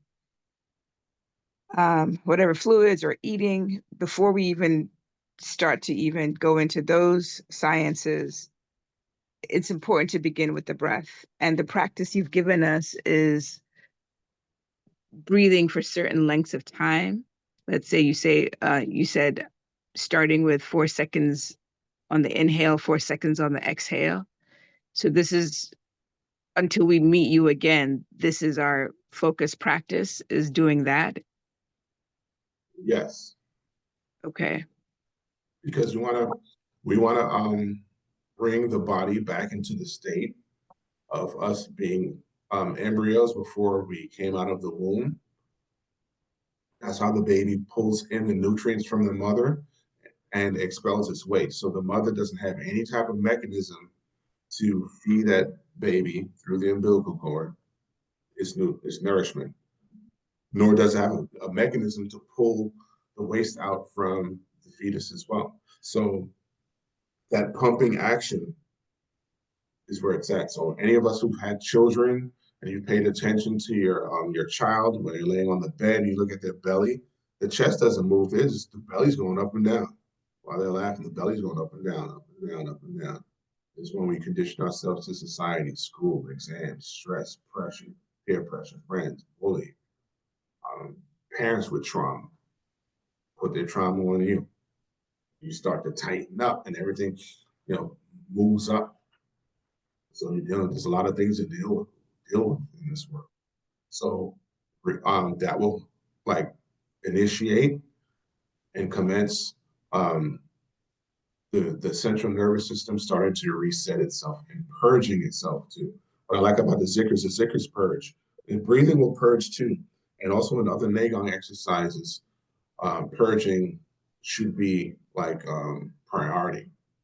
Back in like the Qigong system that I studied for medical Qigong and Chinese energetic medicine, every good and true system of Neigong should have an element of purgation,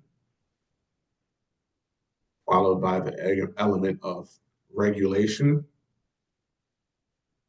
and then after regulation, strengthening or tonifying. Because most systems don't have purgations. So whatever traumas a lot of people are dealing with, they're going in and just amplifying like trauma, mental traumas, mental hurts, mental pains. So purgation is like priority and regulating and then tonifying. Because when you're tonifying or strengthening, you're strengthening all three bodies, but you're strengthening the tissue, you're strengthening the subconscious mind, but you're also strengthening those monsters inside of you as well. You want to get rid of all those monsters. You want to be a clean slate. The cleaner your slate is, the more light you build, and the faster you build the light within the body. That's in like any system of esoteric practice. And also with that breathing and meditation, they kind of go like hand in hand, because the first order of prioritization with, you want to call it magic, is meditation. Any magical system you study, they will say that meditation is the foundation. But meditation and the breathing kind of goes hand in hand. It's a concentrated effort with like focusing on what you are doing and building that energy and building that light as well. So, and what we're doing in Sufism, Orthodox people call it haram, and what's the other word? Haram or sihir, but it's magic. Your body is magic. This universe is all magic. Anyway, I digress. Did I answer your question, Sheikh Fatima? Yes, yes. And so, and then the second practice you gave, I'm practical, right?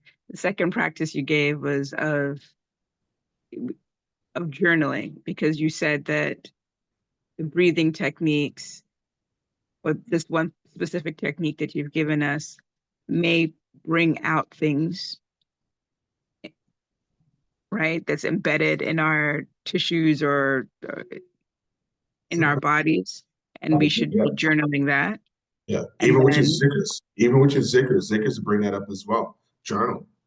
If you have to stop and take a break on the zikr, journal. Then get that post-it or sticky, put it there on that page. And once it's full, the book is full, and or you know you excuse me, sorry, or if you sometimes my brain moves faster than what could come out of my mouth. So let me slow down. So once that journal is full, you got to burn it. You should burn it. So if you have a fireplace, burn it. If you know, like a charcoal grill or a jerk. The Jamaicans have the jerk pan, just burn it. Fireplace, burn it. Backyard, get a big pot, just burn it. So that way you're burning um, and transforming that energy to go back out into like the atmosphere and back into those other rooms to where it's transformed. So energy. So they say energy cannot be created or destroyed; it just changes to another form. my last question, sir, is you went over some organ systems. Are there specific breath work that you can do to target specific organs? Because you just gave us a very general, all spectrum breath technique. But let's say you wanted to target liver, you wanted to target spleen, or you wanted to target kidney, or you wanted to target heart. In maybe not now, you tell us, but in future classes with you, will you go into those specific, are there specific breathing techniques to target that? And will you go into that? Yeah, there's a meditation that we can do. We can do to go into that, starting with I'll go into it in the future, um, but focusing on the organs with the meditation, you could go into like the urinary bladder water, and from bladder we go into the liver, um, wood element or air, and then from there we focus on the heart, which is the fire element, and then from the fire element of heart we go into the earth element of spleen. And after the earth element of spleen, we meditate on that for about 9 to 18 breaths. And you go into the lung element, which is metal. Then once we get from the lung element, we go to the kidney element, which is the water. And then we visualize that water transforming or dropping into the bladder. Because scientifically it does that from the ureters that connects the kidneys to the bladder. Then we cycle it over again. You can maybe do 3 cycles of meditation, and that will help you to like regulate your organs. Now, in regards to sounds, In purging the organs, there are like different download sounds. There are general sounds and there are advanced sounds.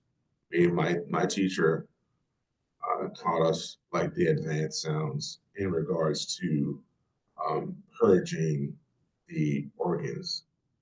So why not? I'll give them to you. So starting with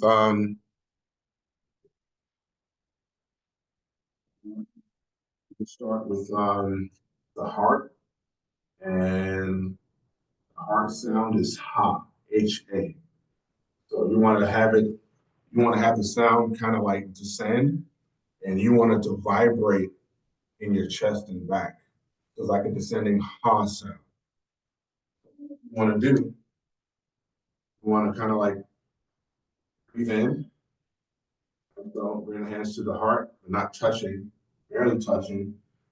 As you inhale in, you want to make the sound. Oh.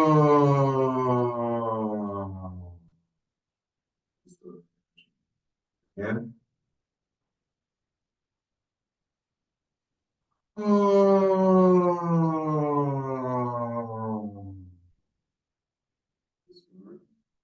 Now again. Oh.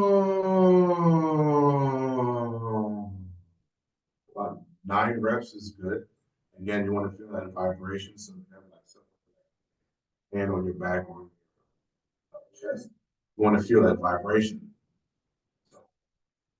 And to correlate that with like Western medicine, when they use like sound to break up kidney stones, your body makes different sounds and tones to break up the same kidney stone, the same gallstones, to purge emotions as well, and to bring regulation to diseased organ. You can also, if you have high blood pressure, you could do the ha sound this way. You do about 36 reps. You want to do, you want to inhale calm sound. So when you're inhaling up earth chi, like so. So you're inhaling earth chi. And as the hands get to about shoulder height, turn the palms up. Continue to inhale. Continue to inhale heaven chi. And then from here, you make the ha sound. And make sure the sound vibrates through the body again. Oh.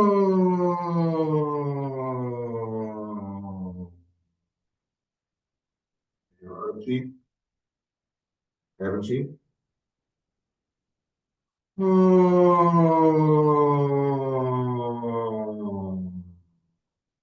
So high blood pressure, you can do that 36 times.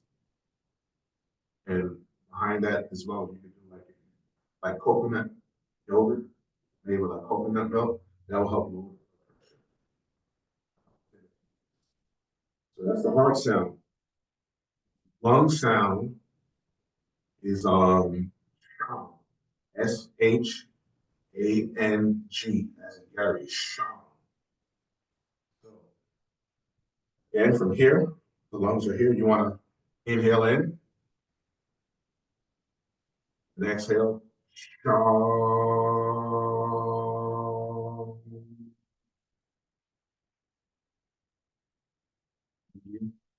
again.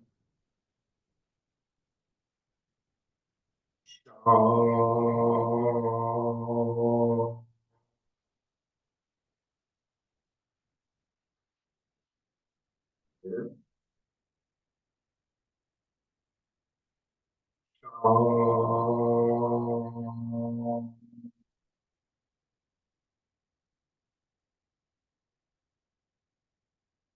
9 times. There, we work with the liver. In certain systems, the shu is like a minor sound, but I always like to do the deep sounds. So going back with the heart, that can help with high blood pressure, palpitations, complications with the heart. In medical qigong, that's been proven because the medical qigong and Chinese energetic medicine that I study was hospital, the main hospital in Beijing, which was a Western medicine hospital. I got the name of it. There's name on me for that. And medical qigong. And whatever worked, going back from thousands of years, it kept. Whatever didn't work, in regards to like healing, that didn't work, they discarded. I'm a medical qigong doctor. I'm not a medical doctor, so that is not there. But medical qigong perspective. Now moving to the liver, sound is wool, G-U-O. It sounds like phonetically like G-W-O, wool. So you want to pull that energy in. Your liver is on your right side. I don't have a mirror in it, so it's right side. Want to inhale in, exhale the sound.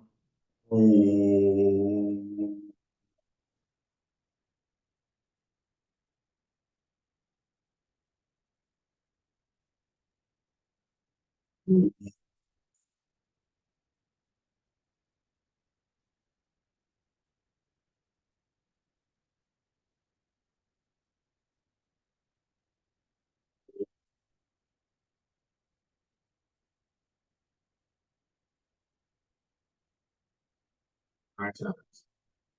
Moving on to the spleen. The spleen is two sounds.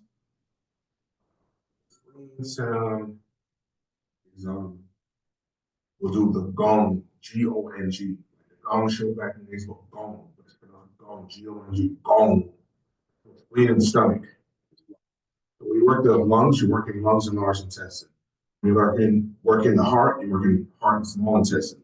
You work the liver, you're working liver and gallbladder. Let me slow down because again, my mind moves so fast and my mouth can't keep up. So when you work in the liver, you're working the liver and gallbladder. When you work in the spleen, you're working the spleen and the stomach. So going. So now your spleen and also your pancreas. There's no pancreas organ in Chinese medicine, but it's closely related to the spleen. So if you treat points on the spleen channel, you would treat the pancreas. Okay. The sound for the spleen, stomach, and pancreas is gong. So it's on your left side here. Left side, left, left. Inhale in. Gong.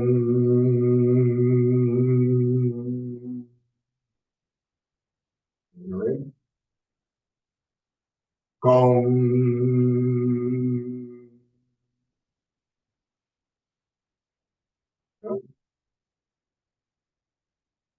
Gong.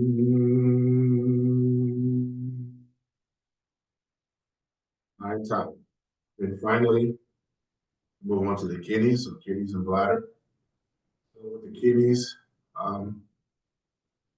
you can work the kidneys through the front where your navel is, because 2 finger widths below your navel, there's an acupuncture point that treats the kidneys. It's opposite the kidneys on movement.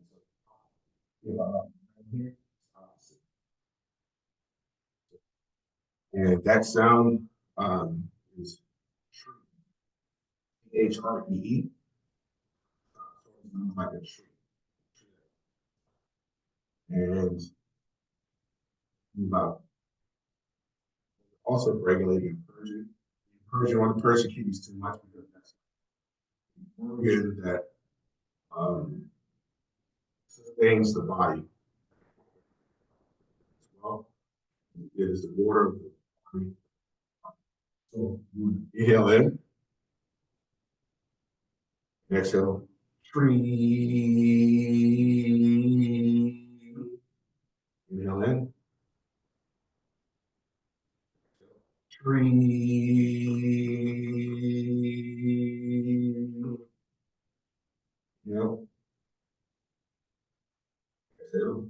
free.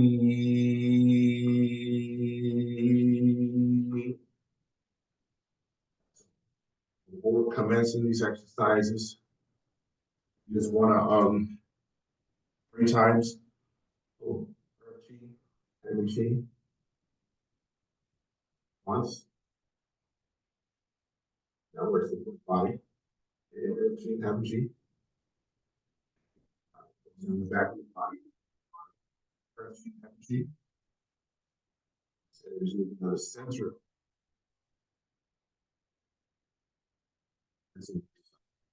When you finish the exercise, you want to do the same heaven sheet.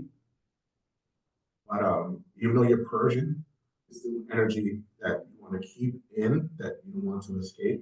So you want to do the same thing, earth chi, heaven chi, left hand over right, like so. Go down. And you can put your fingers here as a mudra. You just use the index fingers for now. And seal that energy at your lower down chin, like so. Chi, heaven chi.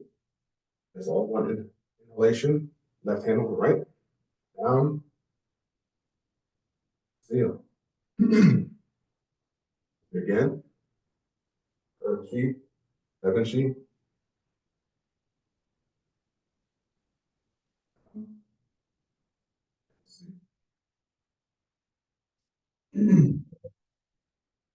You notice, bringing my voice a little bit high. Okay, so did that visual help anybody in regards to the sounds? And I don't Jacob's Ruby or anyone else? That sounds for Laurie. Any questions? Oh, so Jacob's Ruby, since that was your question. Sorry. Yes, and thank you so much. That was amazing. Thank you so much. You're welcome. Alhamdulillah. Alhamdulillah. Any other questions? Yes. Assalamu alaikum. How are you? Walaikum assalam. I'm doing well, thank you. How about yourself? I'm Sheikh Azima Love Fire. I've been in and out of the call, so I may have missed some things, but I had a couple of quick questions. Just would love to hear your view. A couple of things. How do you feel about, and I don't know if you talked about this, with everything, with what you taught, do you feel like the eating right for your blood type applies to that in any kind of way? And also, how do you feel about diet as it pertains to maybe either ancestral or certain land masses? Like some things I've studied where they say, okay, well, if you are a African-based person and, taking Chinese herbs and things like that might not be as profound for your body as something that may be from Africa or from, where our ancestors were. So just kind of wanted to hear your views on that. And if you've heard anything about that. Yes, I have. I think before that Eat Right, that Eat Right for Your Blood Type book came out. And going back to Shakers Ruby, when I mentioned Mother Hashli in the Bronx, there's a herbal store, Sundial Healing and Learning Center. It's probably called like the Coromante Healing and Learning Center. I know there were business partners back in the days. Back in the 90s, we used to go on nature walks. Excuse me, Prospect Park, Bronx Park East, Prospect Park, Brooklyn, Bronx Park East, Van Cortlandt Park. There's another park in Mount Vernon, I forgot. But we used to go on nature walks, like survival, to like identify plants just in case something went down. Whatever was edible, what's not edible, things like that. So that's like my second introduction to like herbs. And like Brother Rasan would talk about herbs that are compatible to our biological makeup. Because Mother Hashli and they were on 105.9. It's WNWK back in the days. At WNWK in New York, and they had their like show in the morning. Great Respect and Love and Health at Sunrise, back to back, like 3 days out the week. And I was privy to learn from both of them. So Brother Osama will talk about foods and herbs that are compatible to our biological makeup. So yes, that plays a factor. Tying into eat right for your blood type. I'm still on the fence with it, but gluten does bother me. I'm O positive. So I stay away from anything gluten. But I stick to like tropical fruits, even if I could get them imported or whatever's in season where I am demographically, I'll eat apples. Or if something's imported, I'll still eat my fruits, but we should eat according to our biological makeup. And you got to kind of like play around and like make some type of discernment in regards to that book, Eat Right for Your Blood Type, to see what fits you. Because sometimes, you know, what they say that fits your blood type in that book for like people of color, or so, well, also Black Americans or Moorish, whatever you want to call us, so-called Black, our biological makeup is different. So we should eat according to our demographic, which is one, especially if we've been in a certain demographic for a period of time.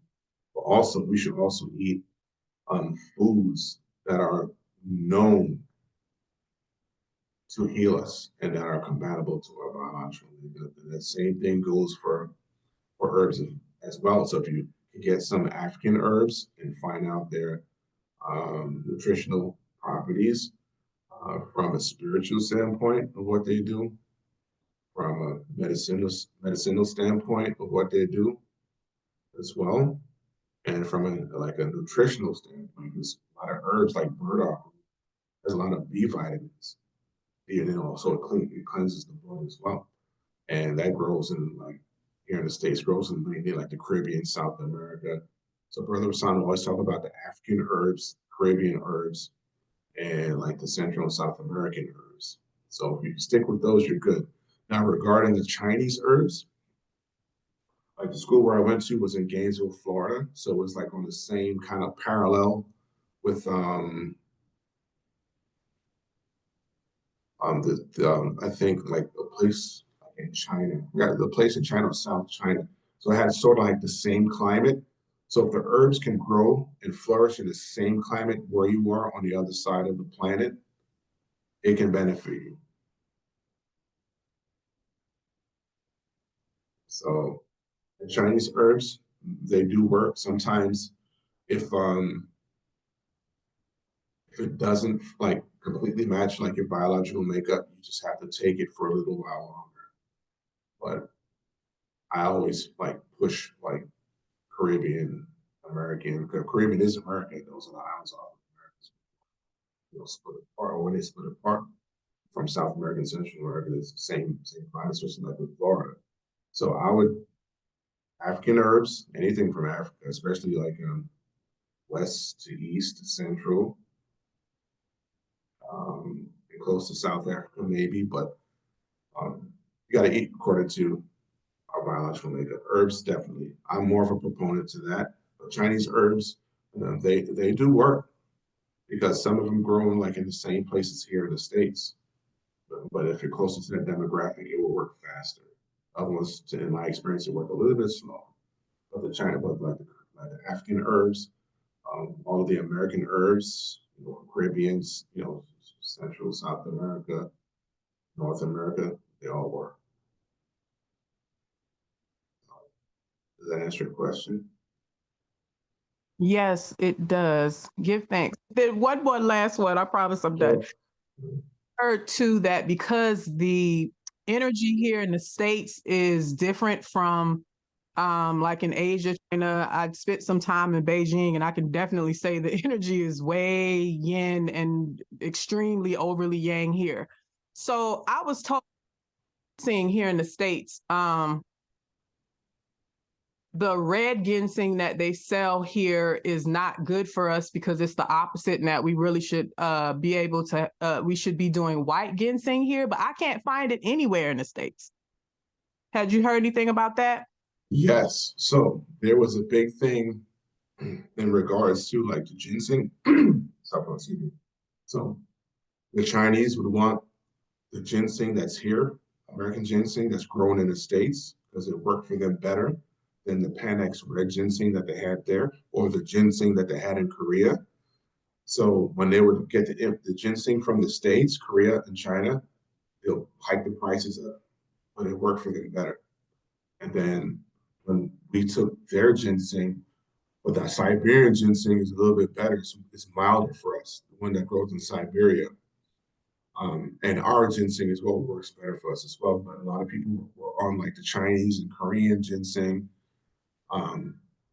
It wasn't working for them as much in regards to strengthening the lungs, strengthening the chi. It strengthens the kidneys, strengthens the lungs mainly, and then like the chi overall. So yeah, there's something with that. So I would stick to the American ginseng or the Siberian ginseng. If you do like the white one, I would just like put the dosage in half. So if it's recommended 6 grams or like a formula, I'll just do half, like a half a teaspoon.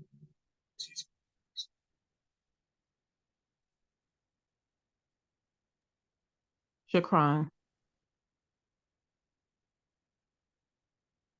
Any more questions? I can answer questions all night, but questions, comments, and I didn't even look in the chat. I'm afraid of the chat. I have a question. Yes. Mr. L. So getting back to, I guess, the sleeping and then the dream. Should we do a dream journal? Because I know you said to journal and then, write stuff down and don't look at it and then burn it. What about when you're coming out of your sleep and trying to remember your dreams? And then should we be writing them down? Yes. You should have a dream journal. You should have a like your trauma or throw up journal, trauma journal. You should have a training journal as well, what you're training, and you should have a journal regarding the results of your training. You should have at least 4 journals. But definitely, you should have a dream journal. I have a dream journal. I haven't put anything in there in about 2 years, but I found it again. I started reading stuff in there, and whatever I documented in there, it was just like profound and kind of like crazy at the same time. But things, that I wrote in there came to pass in the future. And there's just crazy dreams of writing everything down, just waking up and writing everything down. But I hated getting up and like turning on like the light. Then I got more focused on my training. But then I started recording myself on my phone, but never downloaded a program to like transcribe what I've said. So you should have one. I have one, but I've neglected it. So, but yes.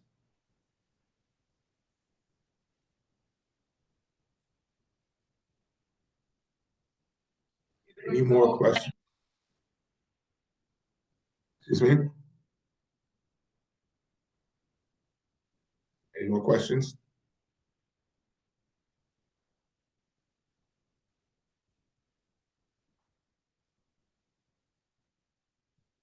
I guess brains are on overload probably.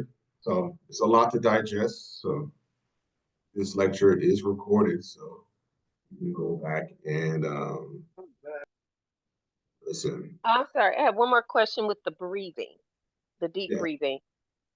Is there a certain time of day, like should we do the breathing early in the morning, or does it matter what time of day we do the deep breathing? All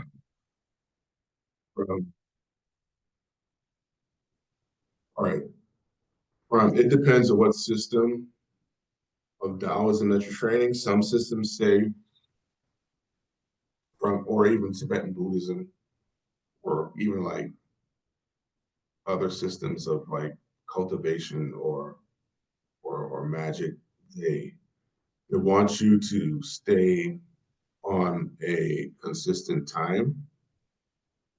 So if you want to set a time to discipline yourself to 5:30 in the morning, you do 5:30 in the morning until you develop a habit. But early morning, they say, is the best because that's the changing from extreme yin going into yang. So extreme yin is 12 o'clock in the morning, and then extreme yang is like 12 o'clock noon. But in other systems of Qigong that I've studied, the best time also to train just the breathing is between 11 p.m. and 1 a.m. So you're meditating right at that transition pinnacle of going into or leading into extreme yin, being in extreme yin. And as extreme yin starts to move towards going into yang,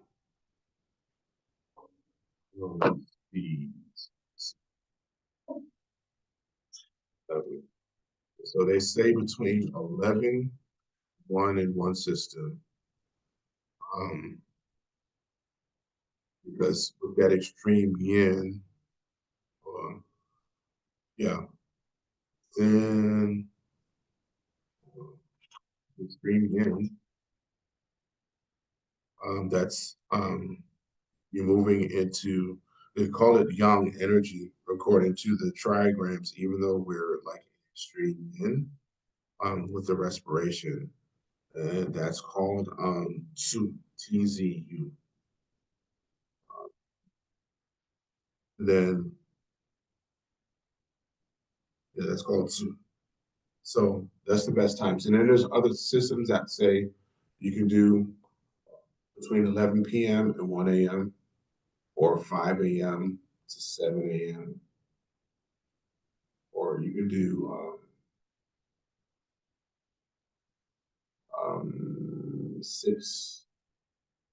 5 p.m. to like 7 p.m. But the key is, but that's different systems. As long as you're doing the work, you should be fine. But I would do it early in the morning because the air is cleaner. Not a lot of cars on the roads, there's less emissions. The air is cleaner. And between 3 a.m. and like 5 a.m. is a high energy time to where a lot of things are happening in that spirit realm as well. So I would just do it early in the morning. Just want to give you different perspectives from different like disciplines. But the thing is, you want to do 5 o'clock, do 5 o'clock. You want to do 4 o'clock in the morning, get up at 4 and do it at 4. Just create a habit and a pattern. 21 days consecutively, that will help you jump into a pattern. And once you have the pattern set, you can like kind of change the time a little bit if something is going on with your life. You can kind of change the pattern and do it maybe like 7 a.m. or maybe 3 p.m. or maybe like 9 p.m. But the thing is to stay consistent because eventually with the breathing, you're going to get back into regulating the breath and having your abdominal or your lower dantian move in and out, or actually expanding like a balloon. So it's moving top, sides, bottom. So it's expanding like so, like a balloon. So it's not like the belly. So it's my back and here's the belly. It's not like it's just moving here. Everything is expanding, even like the lower back is kind of expanding to where like your Ming Men or acupuncture before it's kind of like moving out as well. So it's expanding like a ball. And it's at the diaphragm to the lower back to the navel. And then the under part is like right at your perineum. So it's expanding like a ball and closing as you exhale. So you inhale, expand, you exhale and contract. Inhale, inhale and expand, and then you exhale and contract. So there's like a little bit of like concentration on and a little bit of visualization in regards to feeling. So as you inhale and expand, everything is expanding, but it's not forceful. Then when you exhale, everything is contracting. That's not forceful either.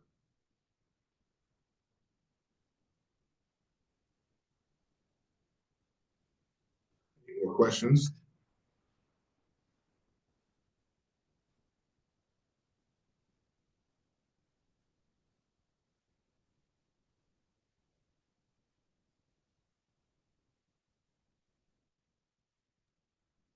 So people. I mean, please feel free. Bismillah. Please feel free to answer any questions. I just have to go ahead to close out. So. Okay. Sorry, I couldn't get to like the questions in the chat, but we're going to close out.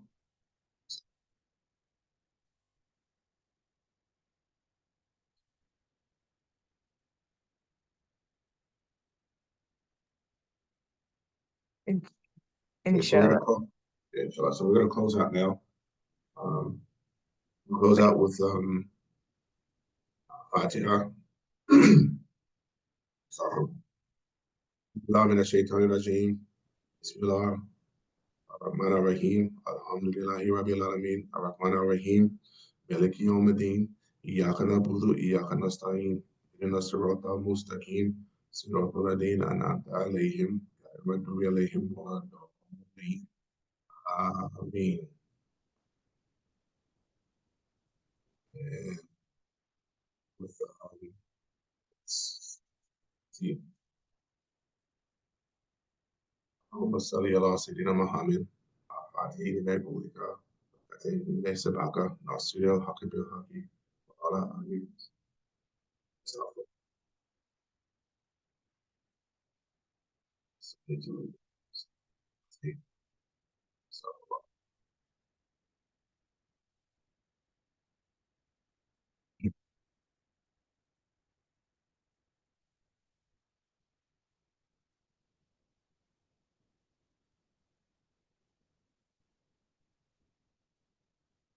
Can't find this on list. So I'll do it again. Feel free. صلي على سيدنا محمد.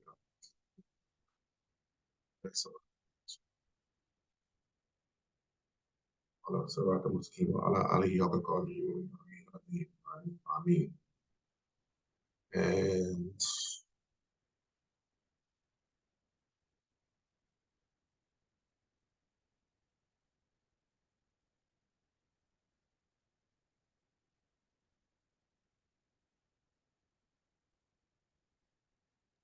Bismillah. So Sheikh Mustafa wanted us to properly honor you and your time that you shared with us today.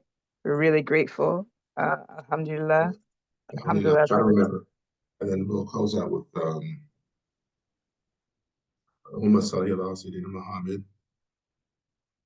Yilmi wa alahi sahbihi wa sallam. Amen. And Allahumma salli ala Sayyidina Muhammad. Abdika wa nabika wa thari rahmati rabbaniya wa inayati ilahiyya wa ala alihi wa sahbihi sallam. Alhamdulillah. Amen. So that will conclude class. And what I will do is type information in the chat. Phone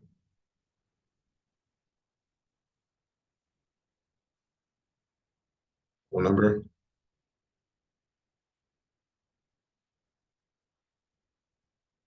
And email. I'm also on the WhatsApp group as well.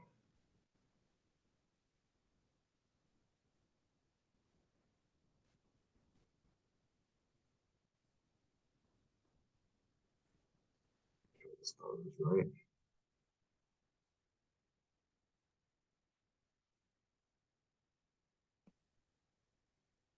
All right, so that's my contact number. I'm also in the WhatsApp group. It's my email, aeacupuncture@gmail.com. And for those who type questions into the chat, I'm not really savvy in regards to movement, in regards to presentations. I don't do a lot of Zoom. I used to do physical stuff on Zoom regarding like Bagua Tai Chi. So if you have those same questions, you can kind of put them, actually pose them to me, my email, and I'll respond accordingly. All right, so with that, I will say assalamu alaikum wa rahmatullah. Wait, Doctor, What? Dr. I keep trying to interrupt you. I'm sorry. we have to properly thank you, huh? You can't just like Okay, bounce. sorry. So yeah, all right. It's So we okay. want to express our gratitude, our thanks, for you sharing this knowledge with all of us. I know me and everyone else that has been on this call, we're super excited and just very grateful for what you've shared, right? Because healing work is necessary for us to build anything, whether we're building community or building nation, building ourselves. So you have given us a really, really precious gift today. So we want to thank you, thank you, thank you, thank you, thank you. And alhamdulillah, we want to express our gratitude to Allah for depositing this knowledge within you, for creating the discipline that you've had over decades to sustain this and grow this knowledge that you're offering today. Sheikh Mustafa put in the chat, if you want to support our teachers, please send in a donation. This Cash App is Sufi School. The teacher does not ask for this, the school asks, just as a small token of our gratitude, inshallah. And thank you for the closing prayer. You're welcome. Salam alaikum. Salam. Shaka Ruby.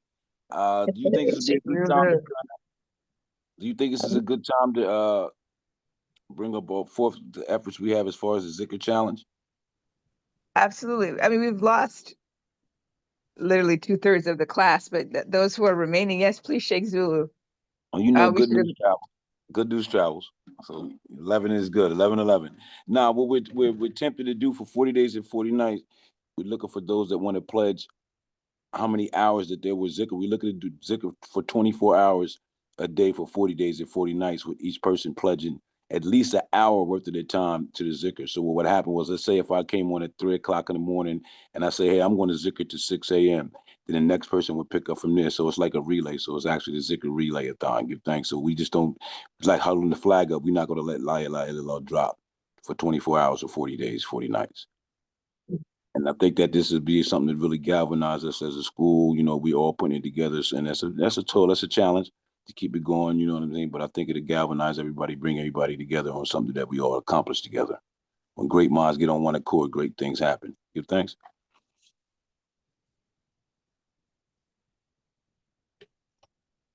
Alhamdulillah, Don't rush absolutely. me, everybody. All 10 of y'all say ho. Let me know you're in here. All 10 of y'all say ho. Or 5 on the right say ho. Something. Let me. Oh, I'm down. Oh, Oh.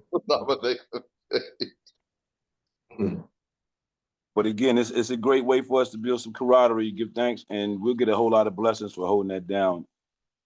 And Sheka Ruby, she's put together a great spreadsheet detailing how we can actually pull this off in with the hours. So within the coming days, Sheikh Sufi said it'd be great to start this January, the beginning of January.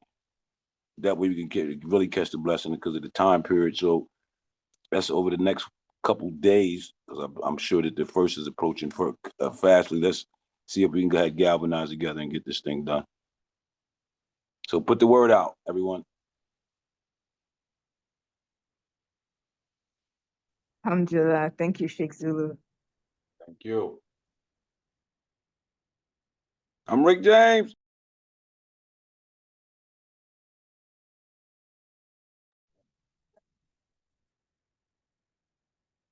Oh man. Assalamu alaikum wa rahmatullahi, everyone. Astaghfirullah, Sheikh Mustafa had to jump off. Oh no, Sheikh Mustafa, you still here?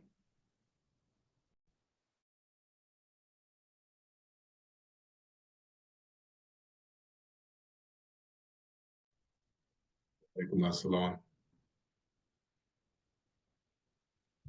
Walaikum assalam, love and light. Thank you, Badrin. Give thanks for that beautiful share. Walaikum salam. Sally. Sheikh Zulu, Sheikh Rick.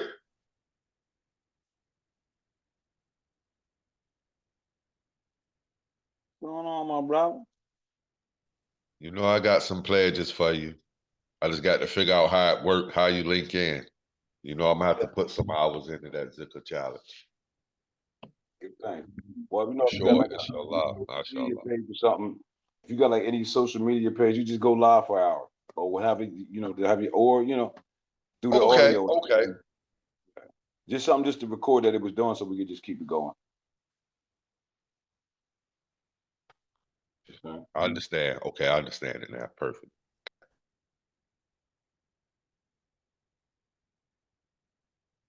I mean, you got to be a mad scientist to commit to this. I mean, you guys are definitely weirdos, but you know, comes with the Sufi territory. My grandfather used to say nothing be a failure but a try. At least put effort at it. Put a look. What's up, Grandpa? You already know. What's up, Grandpa? I guess we ought to log out now. Everyone's been we're down to 7. Who's in here? Ruby's still on, Brother Sally's on, Simba's he's on, Ruby just left. No, Ruby's still here. Someone just left. Check on the bomb, the host, that would be Brother Mustafa, but I think he's Oh, we just waiting on Mustafa to close the meeting out, but I think he's occupied at the moment. well, ladies and gentlemen, I will stand in for Sheikh Mustafa. We want to say Bismillah ar-Rahman ar-Rahim, Alhamdulillah, Alameen ar-Rahman ar-Rahim, Maliki yawm ad-Din, Kana budua, Kana nasta'in, Idina sivatam mustaqim, Sivataltin antum alayhim, Gara muktubi alayhim, Wallah dalin, Alayu, Yokayam nakatus, and the Tanlam of Asamawati for Lord Manta, the Lazi Yashifu, and the Beiti, Yalamu Baina Adihim, Makafu, Humala Hituni, Bishimil, Ilabi, Mashar, Wazikasi, Samawati, Walla, Walla Udu, hit the Huma, Wa, and Liu, Adim, Left Lamin, Yalahu, Mustafa, Sindidi, Yalahu, Kalalika Ibrahim Yallahu, Wabi Kalimik Sulan Kamin Suwan be Ismail Yahweh, Yallahu, Wabi Suleiman and Nuni was Zachariah Yehudi Yallahu, Wala Suwan Dama de Wuda Waziki Ifiludi Yallahu, why you said maybe Ishiki gave him Muhammad Sunin like a Yallahu, Waba Milaki to what you bring to Mubakela Yallahu, Wabi Sahabi to Ma Aliyamian Anmin al Abadi Yallahu, Wabi Sidiki Waba Faruki to Marani of Sustaining Yallahu, be Malakin Shafi be Yini Fatina Madama Mudari Yallahu. Be Hollywood Calamima Fusu to be Rabashakini Wapsi Lao, Wabakarani, Wabatarati to Maduara Jibida Yellow. Palasata Waters of Limina, Iwali Sabawaji Yellow, Waspalana Lane, be your feet, some Wabla Costa Feeding Yellow. Waftalana Kulabari, Kutifati Hili Sakamina, Karada Yellow, Walaguina Jerusti Bakuzala Lamosina, Washitana, Yellow, Camila Kuluman, Suduhuma Kuluman, Actor Yellow, whatever the cause of been Wahabi Yazim, Kula to Syria Lao, Tawalaba Amasalabad and Amos of the Fikila, Wadamin Makula, Aranita de Rubina Kubisana Yellow. Barky Mamjara, Barky Mamjara, Barky Mamjara, Barky Mamjara, Barky Mamjara, Barky Mamjara, Sabana, Rebecca, Rebizari, Mayazifun, Solomon, and Mishali, Alhamdulillah, Alameen. Love, forgive me for any mistakes. Take care, everyone. Love yourself, love each other. I mean, I mean, thank you, love you, love you, love you all on this call. They're like the last at the bar. Alhamdulillah. Alhamdulillah. Drunken Sufis. Assalamu alaikum, everybody. Salam.